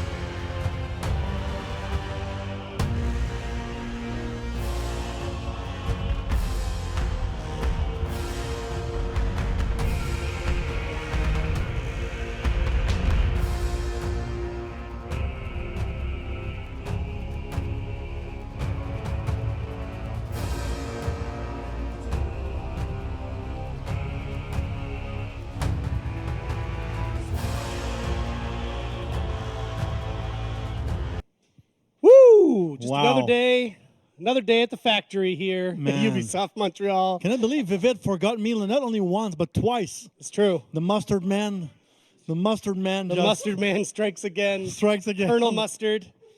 Well, we thought it would be fun to sit down briefly with these gentlemen who you just saw absolutely kicking ass. So I Fuck, figured, yes. why don't you introduce yourselves first and we'll chat a little bit. Sure. My name's Hyperion. I've been streaming For Honor for about 1.5 years now. I'm a Valkyrie main. Most of you guys know me as that in the community. So yeah, thanks for having us here. Really appreciate it. It's been a blast so far. Hello there. Most of you know me as Kitys, the Shugo main. Yeah. And you're all awesome. Brief. Baxter, the Berserker main. Also a little bit of Warlord. And Baxter, a bit of a face reveal. This is the real face reveal, isn't it? Don't usually get to see that. I'm setback _. I stream and I do cringy zoom-ins on my on my stream. That's kind of my thing, and I play For Honor. So the positive gamer. Positive gamer. Yeah. I'm Luke. I'm a gamer. Sorry. All right, so reactions to the matches you just played. They were fun. They were a lot of fun. We played, a few matches. They were today. fun. Talk for yourself. I mean, well, they're Yeah. really fun for us. There's like I'm just the people trying to be upstairs nice, are going okay? crazy right now. All I'm right? sure. It was great. I like the new map a lot. The devs were a lot more competitive in Dominion than I thought, and yeah, it was a lot of fun. We all had a good time. So I fought Roman's Shugo, and I was like, oh, this is scary. I had the exact same reaction. I was like, I admit, I didn't think they were going to be as good as they were, and I was very happily surprised. It was awesome. And imagine having meeting with Roman. It's even scarier. Crashing charge still works, I guess. All right. On these All right. guys. Cool. But yeah, I got some good ledges, some good fire hits. I guard broke a Nobu out of her heavy and ledged her perfectly. So nice. Good memory. no Wow. honor, just letting everybody. Wow. Yeah, so everyone's saying, the devs were better than they thought. They sucked real bad. They're so bad. They're very nice, though. They're very nice. Great personalities. Well, we invited you guys here because Yeah, you why streamed did we invite him? We should talk. I just showed up. We the should talk about positive that. gamer. Yeah. Because you guys stream the game a ton. Baxter, in particular, is 176 hours in the last 30 days. This is just a fun stat. I've got data on all of them. But the real reason we wanted you, because you guys have cultivated and you're part of the For Honor streaming community with a bunch of others, and it's actually a really cool corner of the For Honor community. It's a positive, supportive place. It's obviously a very fun place. What does the For Honor streaming community mean to you guys?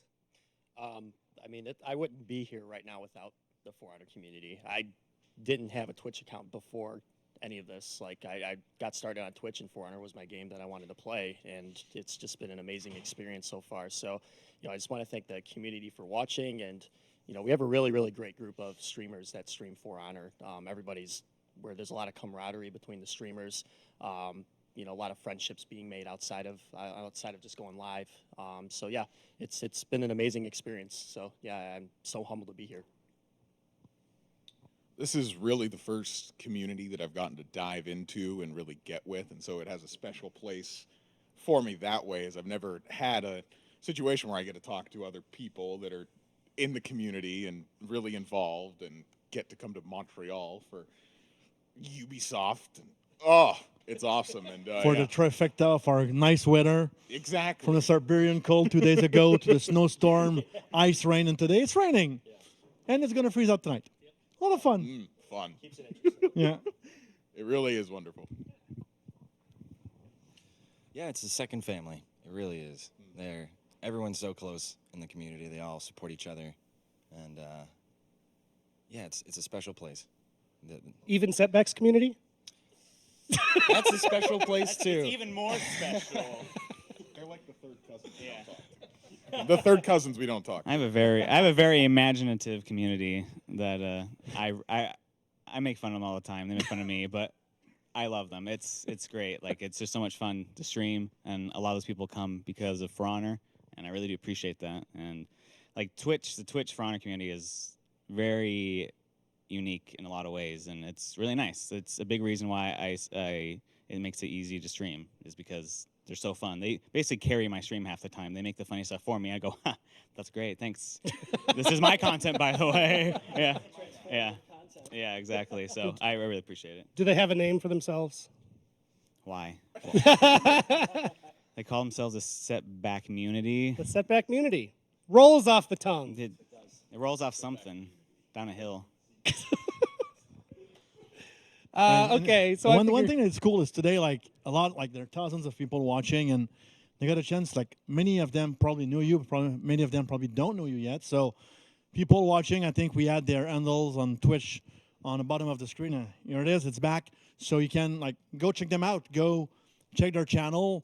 They're streaming a ton of For Honor, so it's going to be all different streams. From time to time, I like to pop up in their streams. I did that to you. I did that to Amanda Biondi yesterday, I think, or 2 days ago. Just pop up to have some fun. So, yeah, and thank you guys like you. It's great to have streamers like you to work with us. It's really, really cool. Yeah, so you want to give any final shout-outs before we segue away? Sure. I'd just like to shout out everybody watching right now. This has been an amazing experience for me and these guys here. And without the For Honor community, we wouldn't be doing this right now. All the great streamers, these guys have been a blast to hang out with the past couple days. Of course, my wife for letting me leave her at the house with a brand new puppy for a week. So, yeah, and everybody here has been just amazing. The devs are all super nice. I love hanging out with you and Luke last night at dinner. So, yeah, just kind of everybody involved in making this happen. First and foremost, Viora, I said I'd do it. This is for you. I want to give a shout out to my mom and dad, because they're awesome, and I wouldn't be here without them. Wait. And at least my mom is. I love you, Mom. And also to the community for that exact same reason. I love them as well, and I wouldn't be able to be here without them. So, yeah, I love you all. Try following that. Well, I'm going to shout out to Freeze, because he's an awesome YouTuber, and he's always hanging out. He's one of my oldest mods, and he's just such a pillar of the community. Well, he does such good content, too, like such analytical, quick maths, educational. just the quickest maths. Yeah. Sure. So fast. And then my roommates, Ash and Max. Thanks for watching, guys. How about to the city of Boston? Oh, yeah. You're both from? Yes. So yeah, again, shout out to my community of Well, no, the already setback community, I think you mean. Okay, I'm not shouting them out anymore. Huge shout out to my wife and daughter at home if they're watching. Probably not, because that'd be embarrassing to watch me. But yeah, I couldn't do half what I do without them. They're a huge support, and I love The them. core setback community. Yeah, they're both mods on my channel. What? So. You're. But yeah, and just like the Twitch front. 7-year-old. I'd let her ban whoever she wants. That's I don't amazing. care. Yeah, but yeah, just For Honor Twitch community in general has been so much fun, and this is basically a dream come true, just to hang out and talk about games and stuff. And Yeah, well, we're psyched to have you, and thank you sincerely for not dabbing or saying yeet. It's we're not done yet, but please don't. We have a famous clip of the two of us dabbing simultaneously. True, it's true. It has a while happened, back. and it will never happen again. Aw. Vivid, stop. Vivid is Dab has been dabbing in the banned. back. So thank you guys again. This was super fun. Glad to have you here, and I can't wait to see what stuff we do again in the future. But let's keep the show rolling. There's Yes. more to show. Yep. So Two now more we're going to segments. check out the new gear that's not for the Black Prior, for them coming to the other characters this season. So we'll be right back with Luke and the art guys. Anthony and Yeah. Andrew.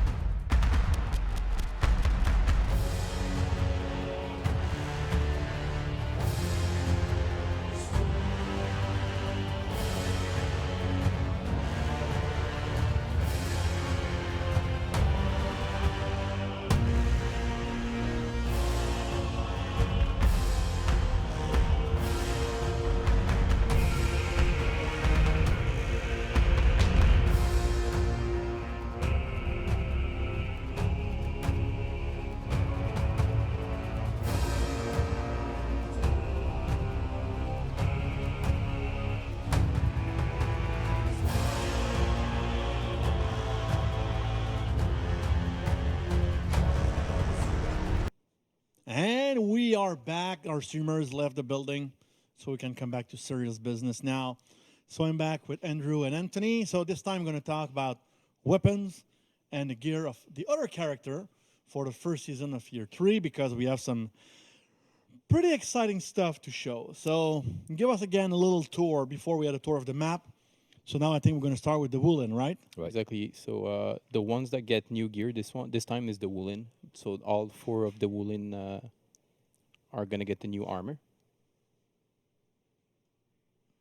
This one's pretty interesting. So you see the very shiny material. Yeah, it reflects like the...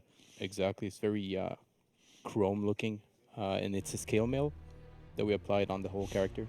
It's a good contrast with his plates, his arm plates. Very dark, it's a sort of a teapot material, so very matte, very rough. It's very beautiful. Of course, if you show all the variations sets, you will see more of a very difference in the visual. They all stand out really well. Yeah. Look at him; he aged quite a bit. That I love that. That's another way of us to bring more usage of the beer and the color of the beer. So I support white beard. Right. Totally. I think General Candy got one. Yeah, this one is more experienced look. We should manufacture those pens. Yeah. And the embroidery, embroidery is really looking good on these. Always very fancy pens. I like the texture of the pens. Like you can really feel the depth and the texture of it, and the shiny. I feel like when you're touching it, that there will be some shapes. Yeah, some relief to it. Yeah. This one's pretty cool too. It's a very traditional look. Oh, I love the makeup. Yeah. So it's a traditional Chinese theater makeup. Okay. It's quite different than the kabuki makeup. And let's finish with our famous Jangjun. Yep. Pretty cool too for this one. On the clothing, we used embroidery again. Yes, it's great. It's bringing a lot of shininess to it, which the cloth is contrasted right now. So you have a more matte looking cloth, and then you have this embroidery that shines and brings textures, like you said before, and a lot of relief on it. So everything will be available next week on January 31st for the next season, so first season of year 3. So now we're going to transition to the weapons, which are absolutely incredible. Where are the weapons? They're here. Here we go. We're catching up with the winter event. Yeah, exactly. So this is same idea as last year's winter event. So it's a thematic that really worked well last time we brought it to the game. So we decided to bring it again this time for winter. So since winter is still around. So yes, it is. We're bringing it back, and it's pretty cool. Still. For me, it's the detail. I don't know if you want to focus a bit on the detail of the hilt. It's so much. There's so much detail. Yeah, it's beautiful for such a small object to have that much detail. Is very good. It's very nice. Again, a nice shield. So we have this sort of Arctic landscape feeling to them. So the blue color, the bright silver. And the gems, the transparent gems.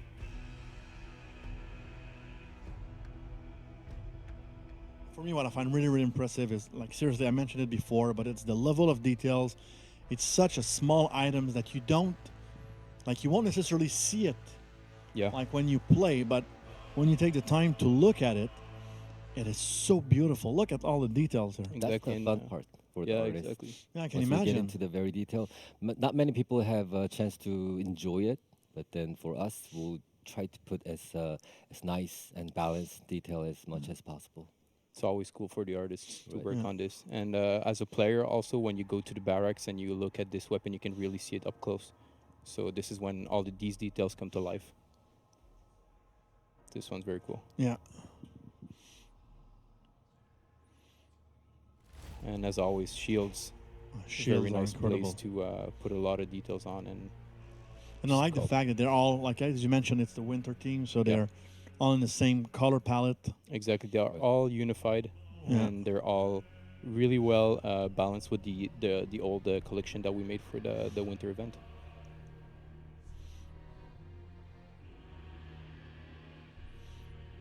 Highlander.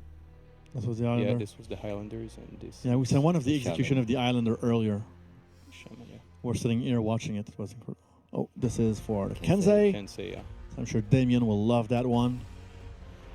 It's for the Orochi.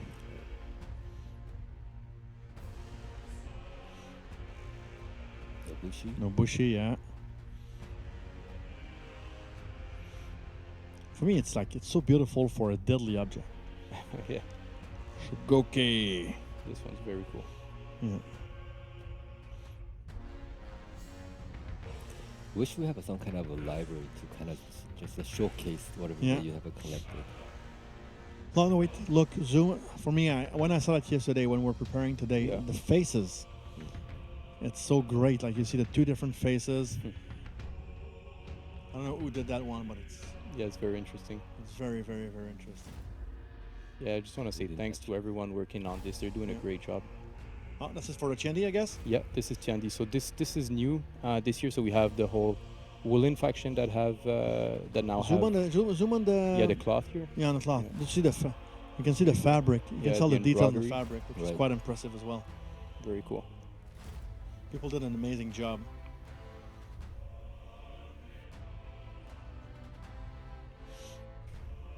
Shaolin. Yeah, this one's the Nusha.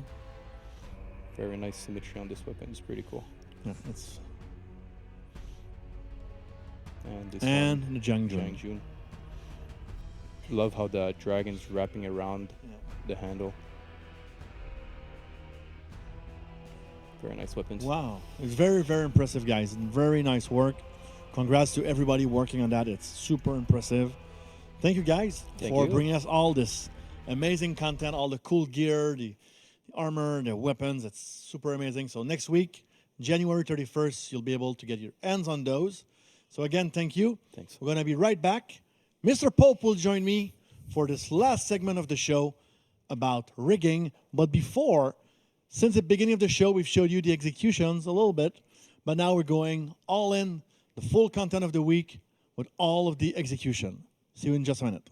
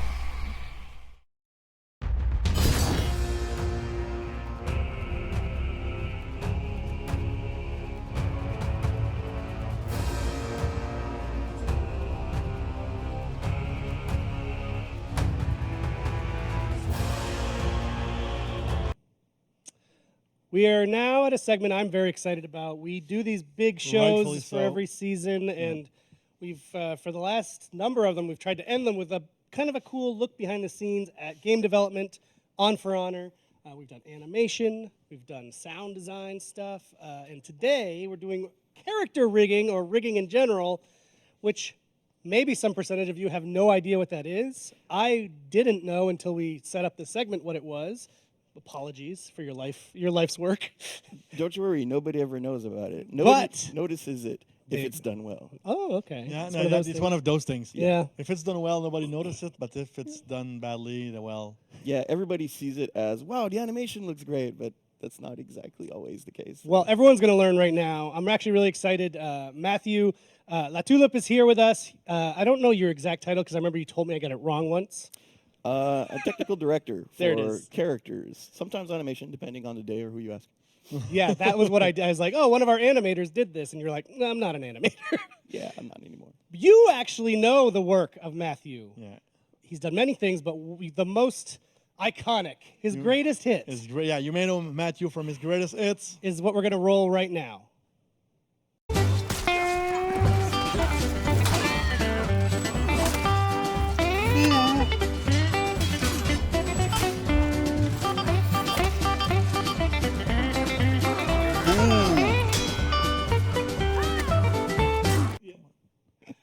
If you don't know what the hell's going on, we've had a lot of new players over the last year. So last year, it was just an obscure Reddit post, and someone was like, I want a cow in For Honor. Can you stop saying a cow? That's what they wanted. I know, but this is not a cow. Well, that's the deep irony here. It's a white buffalo. So someone on Reddit asked Come for a on. cow. Overnight, this dude slept in the office, did this. I guess you didn't sleep in the office, but you stayed a couple hours. I did goof, though. It's not a cow. It's not a You're cow right. at all. It's a water buffalo. Somebody But pointed out. Yeah. no one cared. Yeah. The next day, we delivered it. People lost their minds. We ended up putting it in our April Fool's Twitch plays. Yeah, that's right. You are the cowman. I am the cowman now. It's not a great title, let me Nope. tell you. I'm not that Technical happy director about is it, a much better title, I think. Yep, I'd rather have that one. Too bad. Cowman, you are. We really like Matthew. He does a lot of funny things on the floor, things that we really can't even show you because they're so over the top. But it makes things working. We could try to find some Yeah, that are we could- showable in one way or the other. Like for an example, he rigged up this thing to test a physics a thing, and so he made a pit full of severed heads, and the warden is in the pit with it, and the warden would just run around and they'd bounce off each Well, other. it's like a kid. It's like you're like a kid. You're like That's a child. right. It's so fun. It's a ball pit ride. Exactly. Every kids love that. So let's get started. Let's learn about rigging. Take us to school, Matthew. No goofs today, just some plain old rigging. Even let's learn. That's true. He wanted to put goofs in his presentation, and we stripped them away. It's important. No goofs now. We gotta This we gotta is serious learn. business. So let's start. So what we have here is kind of a little schematic I put in the engine.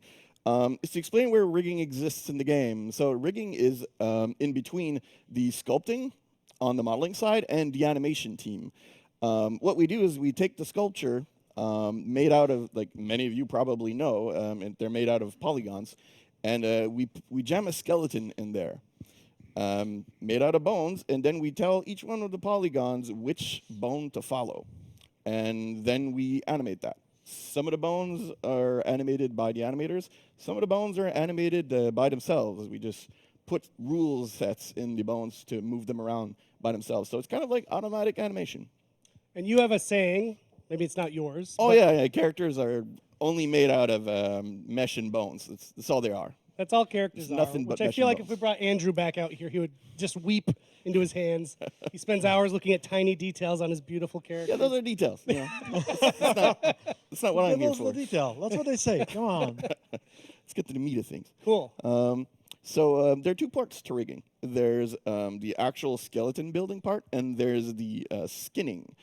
The skeleton building part, it's just the bones that the animators use, while the skinning is the attaching the polygons to the bones themselves. I want to talk about skinning first because that's the simplest and more zen thing to work on. You know. Let's do that. I have another video here that explains skinning. So as you can see, one of our pals gave us a hand here. Oh my God! Hey! Just Sit back. Yeah, you and sit back. can be You good and sit friends. back and get along. So here you can see me putting bones in the arm that we have here. You know, bones are whatever. They're just cubes. The game doesn't care. They're just objects. And currently they're standalone, so I can spin them and nothing too crazy is happening. So the first thing I'm going to do is take the polygons and just attach them to those bones. Just 100% to whichever is closest. You can see here that it's like, that's not how an arm moves, but at least the polygons are following. Yeah, don't try that, Eric, because I tried that the other day with my elbow. Yeah, don't do that. It's Painful, uncomfortable. We hope that's not how arms work. So here's some arm adjustment. You can see here that I've attached the ordering of the bones like an actual skeleton, and it's actually moving like an arm already now. Then I'm blending the weights, meaning like which bone it's following. I can tell it to follow multiple bones, and now it's already looking even more like an arm. You know, it's a little sausage-like how it's bending. Just like my arms. But it's a start, you know. It's a start. Goodbye, arm. Thank you for your help. There it is. A little wave. Let's move on to dynamic bones now, to the rigging part.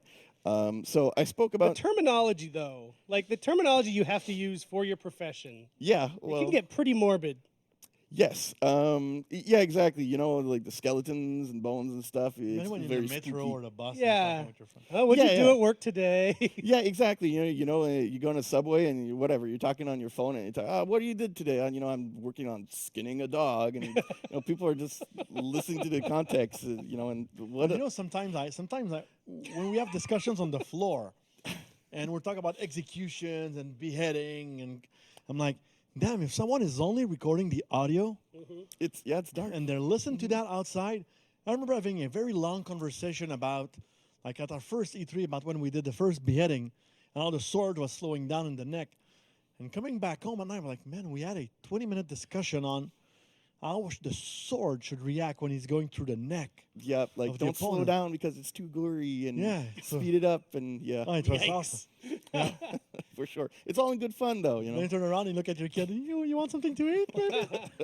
Hey, speaking of skinning a dog, Luke and sorry, I know, you're trying to get us away from it. Luke and the people in chat, we're big fans of the donkey on our latest. Oh yeah, that thing. Did you skin a donkey? So that donkey was kind of already pre-skinned a bit. Though, you know, it was. Did you jam a skeleton into the donkey? He already had a skeleton in there too. We kind of found the donkey already ready to roll, skinned and skeleton. Where's the donkey from? I don't remember. We just found a donkey.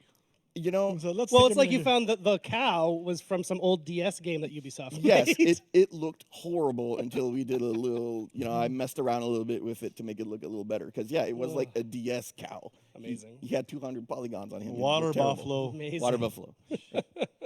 Come on, guys. Yeah, and the donkey, I may have done that exact donkey years ago, and I just don't remember that much. Let's move on. Let's go to the next segment. So the dynamic bones. So these are the bones that are controlled automatically by the rigging team, not by the animators. What you're seeing here is I'm just making a simple 2-bone rig, just to have the base there.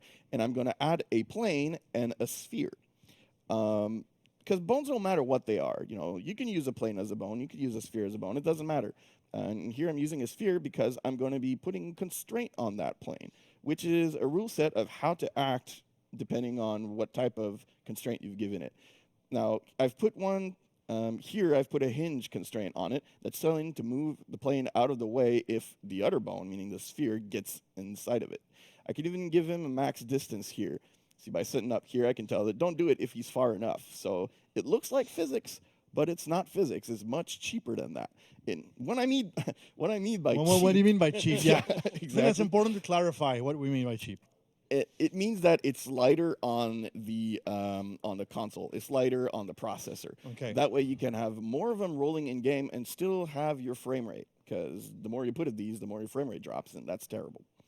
And so for this example, you use some very basic geometry, but how does this actually take what you've shown here and give us an example in the game? Yep. So you can use this. Most of the time, what we use it for is for what we generally call dangly bits. Yep. The dangly bits. The dangly bits. And these are things that are, for example, attached to the belt and are in front of the knees, and the knees kind of bang into it, but they're higher than the point where the legs are. So, you have dangly bits in the way, and the knees are hitting it. Stop it. It's all serious stuff. Just keep talking. In general, that's kind of what we do with it, but we have other interesting context that we use that I'll show later. Next up, we have, I'll create a cylinder here, and I'll just put an aim constraint on it. It's kind of, it looks at a bone. It just points at it. It's very simple. There it is. So I'm telling it to look at the sphere, and I can move the sphere around, and it's just going to, keep looking at it. And an example of where we would use this will be, in fact, in my next video. Oh, wow. What a transition. That's Incredible. right. It's like you planned for it. What a segue into our next thing, which is a live demo, folks, of, well, it's not live, it's just, video, but it's live to me because it was live when I recorded it, of the battering ram, which we don't get to see a whole lot in game. Well, you get to see a lot of it, but you don't get to interact a whole lot with it. It moves, it stops, So we just have a couple of animatable bones in it that we can see. I guess here. a ram like that has less bones in a character. No. No? You would think so. Way more bones. Way more bones in a ram than in a character? It's a very complicated mechanical thing, Characters have just arms does and legs. that. And Boom. yeah, you would think Boom. so. And you can sort of see here that, that's what you do. You have a big bone there that the animators use, the big small bone. bone there, and you can move it. These are only the animatable bones that you're seeing here. You can see some dynamic bones kind of acting on the wheels up there, but you're not seeing anything fancy right now. I'll hide the animatable bones, and I'll show you the dynamic bones that we have in there. You'll get a better idea of how many bones there actually. There you are. Wow. Yep, there's a lot of them because this thing can deform and sway and do all sorts of reactions based on hits that he's receiving, based on the movements that he's doing.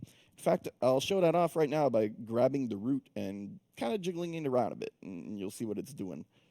There it goes. Oh. Yep, you can move around and adapt to whatever's happening to it. Should set that to techno music. So the thing that's kind of crazy about this is that it's very subtle in game. There isn't all that many chances anymore for it to super big react. The Cauldron does it, it used to, at least a little bit more, happen when you're using the ballista on it. However, that has been shrunk considerably. For gameplay reasons. It's like yeah, for gameplay reasons. So the weird thing about it is that when we started balancing breach mode, people used to say that the ballista was doing too much damage to the battering ram, which was causing people to either say we won because of we used the ballista a lot, or we lost because of the ballista, and they kept nerfing the ballista until it was barely doing any damage, and they were still complaining about it. And we figured out that the reason why they were doing that was because every time you shot the battering ram with the ballista, the battering ram would go like, and it was super dramatic. And people thought they were, despite the fact that the HP bar wasn't going down a whole lot, it looked like you were like, I'm destroying it, So we call signs and feedback in game. Like Yeah, depending on the feedback like you're getting, because there's a strong reaction, you would be thought to believe that, okay, it's doing a lot of damage, and it makes sense, but even if it wasn't. Yep. So we toned that down a bit because it was too powerful. Anyway, that's enough of the RAM. Let's move on to our friend, the Black Prior. I want to show a couple things on him made out of the dynamic bones. First thing I want to show is the base of what we're doing, kind of with his little robe thing. Nothing too fancy, we're moving the robe out of the way to make way for cloth that goes on top of that afterwards. Now, I'm not going to talk about cloth here because that's a whole other set of discussions. You could do a whole show on cloth rigging. Pretty much. Maybe someday we will. I don't know. He's already trying to find a way to I come love back to it. the show. It's great. What the hell is that? But for now, let's just say that we first deform it nice like this. That way, if we do turn off the cloth, I don't know, maybe because the frame rate's real bad all of a sudden and we need to get power back, we can turn that off and he still looks okay. Because if we rely entirely on the cloth, he's going to look bad when that happens. Other things of note on him is the rig for the shoulder pad. We make sure that all of the metal stuff always is up over the arm, regardless of how we flex the arm. We make sure that the shoulder pad doesn't clip into the head. You know, we move that stuff around in a, you know, seemingly not that complicated way, but trust me, it was pretty complicated. Can I tell you that the marketing team thanks you for that? Yeah. Because when we shoot videos, we try to avoid having things that goes through a character. So thank you very much in the name of my entire team. The animators love that too, let me tell you. Because or else they would have to move that stuff manually. Nobody wants to do that. So what you just said actually is, to me, what kind of blew me away about learning about this from you is I think a lot of the things in my head and maybe certain viewers' heads is often attributed to animators, like doing animation work on these things, which, to be clear, our animators do amazing work and very interesting stuff, which we did that segment on. But I had no idea that so much of this is dynamic, which is the automatic stuff. You need both for it to look as good as it looks, you know? So the entire rigging team is actually pretty awesome. A lot of this stuff all comes directly from them. You know, I give some input sometimes, but, you know, we have 3 guys who, you know, have at this point been with us for years, and they're kind of cherry-picked, and there are not a whole lot of riggers out there, so we consider ourselves very lucky. So rigging, to become a rigger is a good career choice? Oh, yeah. Everybody needs those, and nobody has them. There are very few of them in Montreal. Pro tip. You heard that? Yes. A lot of people ask, how can I get into the industry? Learn how to rig. Learn how to rig. How do you learn how to rig? How did you learn how to rig? So I kind of started as an animator, and then I felt that it was kind of boring for me, and I wanted to do something more, you know, mechanically interesting, and it just kind of ended up going in that direction. Yeah, but it's fun, so, you know, I kept doing it. Let's talk more about what we are actually going to see on the Black Prior here. This part that I'm showing is the spine, and this is just skinning that you're seeing here. They're just skinned to the animated bones of the spine. So as you can see, it's kind of, you know, that part isn't doing anything special. It's just doing what it has to. You're not deforming crazy stuff. Now, here's a more subtle example of rigging that we have here, and also an example of look-ats and hinge vectors in action. It's the hood of another set that we have on the Black Prior. Which is super important. If you watch the entire show, the hood is a key component of that character. It's true. That's what Hendro explained to us today. It's important. Yep. We moved all sorts of stuff out of the way in order to be able to have the flexibility of doing stuff with the hood. And stuff we did, like here, you know, it's subtle, but all the outside loop of the hood is always staying the same length. You can see kind of like it's not just following the head, it's deforming and stuff. And we're doing that by the bones that you have here. You can sort of see what they're doing here. This is all hinge vectors and look-ats being fancy, made by our rigger, Ian. Worked a whole lot on this and managed to get it down pretty well. I'm very happy with what he ended up doing with this stuff. So that's kind of the gist of what rigging is for the characters. Cool. Yeah, it's quite a lot of fun. There's a lot of zen pieces with the skinning and stuff, and you're always doing something different because, you know, new characters. In a way, it also seems like, in a highly technical way, almost like playing with action figures. I prefer to tell it more like we're making robots. Robots. If you want to go with action figures, you're more a robot sure. guy. Yeah, sure. Robot. Well, there is a lot more math involved. Yes, somewhat, but it's not that bad. Like, a lot of this stuff uses like linear algebra and like vectorial math and stuff, but you're not exposed that much to it. A lot of it is intuition. A lot of it is learning how to expect how things are going to act when you do stuff. You don't need to know all that stuff. It does help, but when you start off, that's not how it goes. You know, other people can figure out the rule set and apply it, and that would be your job, you know. So does Ubi have like a math man? If you come into a real bad problem, it's like you just need someone who's amazing, like math engineer. We've had several people add several different components and different constraints in our bank of different things we can do with bones. It's not all the same guy. Okay, that's probably good. It's probably good it's not just one guy. Yeah, I would feel very sad for him. Cool. Well, Matthew, this was super interesting. Thank you very much. I hope our viewers found it interesting. Thank you for preparing the videos and coming here today to chat about this. Sure thing. It's important to know. It is. It is. And now I actually kind of look at the game a little bit differently now that I know all that. Obviously, thank you for the cow as well. Yeah, but also when you see like the hood, for example, for me, what's great is we saw earlier how important it was, that hood in the character design, and now the same amount of energy is put into the rigging of the hood, so when you move around, the hood follows you around. So for Yeah, me, looks it's good, you to know. see like this great teamwork. Yeah, That comes into like bringing a character to life like that. It's, Oh it's yeah, great. we sit with the character guys to make sure that we all align on what's important on them and what to work on, and you know. We're being told that they did appreciate it and they love you and your passion. He's a Good. passionate man. They're Thank giving you, a thank you, Matthew. Wow. That's great. Thank you, chat. I'm not Actually- done yet. I'm not done yet. You're I not have, done yet? I have more garbage to come. Just, Oh, just you you're watch. done today, though. I'm done today. Everyone's like, wait, what? Yeah, you have something We didn't else plan on for our this. run of show? Not What has he today. done? Yes, thank you so much. And actually, thank you to chat. Yeah. Chat has been incredibly positive today, which if you spend any time on Twitch, is not something that ever happens. Not just ours or any Twitch, but thank you everybody in the chat today. Yeah. It's actually honestly been very cool to see. So thank you refreshing. everybody. It's very refreshing. Yeah, So it's great. thank you, and thank you for watching, everybody. And speaking of thank you for watching, it's time to wrap it up, Luke. Yes, it's We're the going end to of the show. wrap-up camera. Yeah, wrap-up camera is right there. It's our moment of intimacy. Matthew's still here, but you're never going to see him again. No, he's gone. Goodbye. So that was the show. Yeah. Again, thank you so much for the positivity. Thank you for sticking with us. Reminder about the Twitch drops. You're going to get your notifications in the next 24 hours or so. So don't worry. You'll know probably tomorrow or over the weekend if you got the 100,000 and how many crates you got and all that. And year 3 starts next Thursday on January 31st. It will bring you the Blackbriar if you have the year 3 pass, the new map, effect 30 days, champion status, 5 scavenger crates, all that in the year 3 pass. And if you don't get the pass, 1 week later on February 7th, you can unlock the Blackbriar for 15,000 steel. Yes, Just like all of our other characters. Exactly.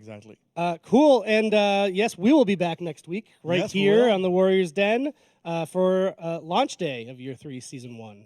And Eric, thank you very much for accepting my presence today on the, I actually on the show. I think it went really well in terms of was keeping great the to energy co-host. up. Yeah.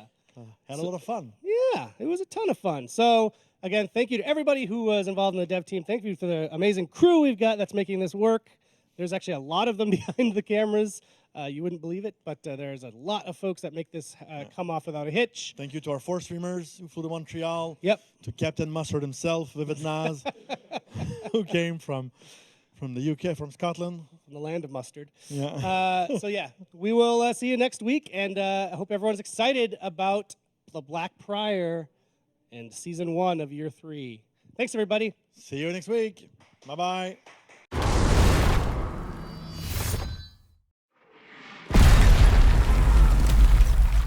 Mala ultrag sunt. Misfortune comes uninvited. It hungers for blood, craving eternal darkness.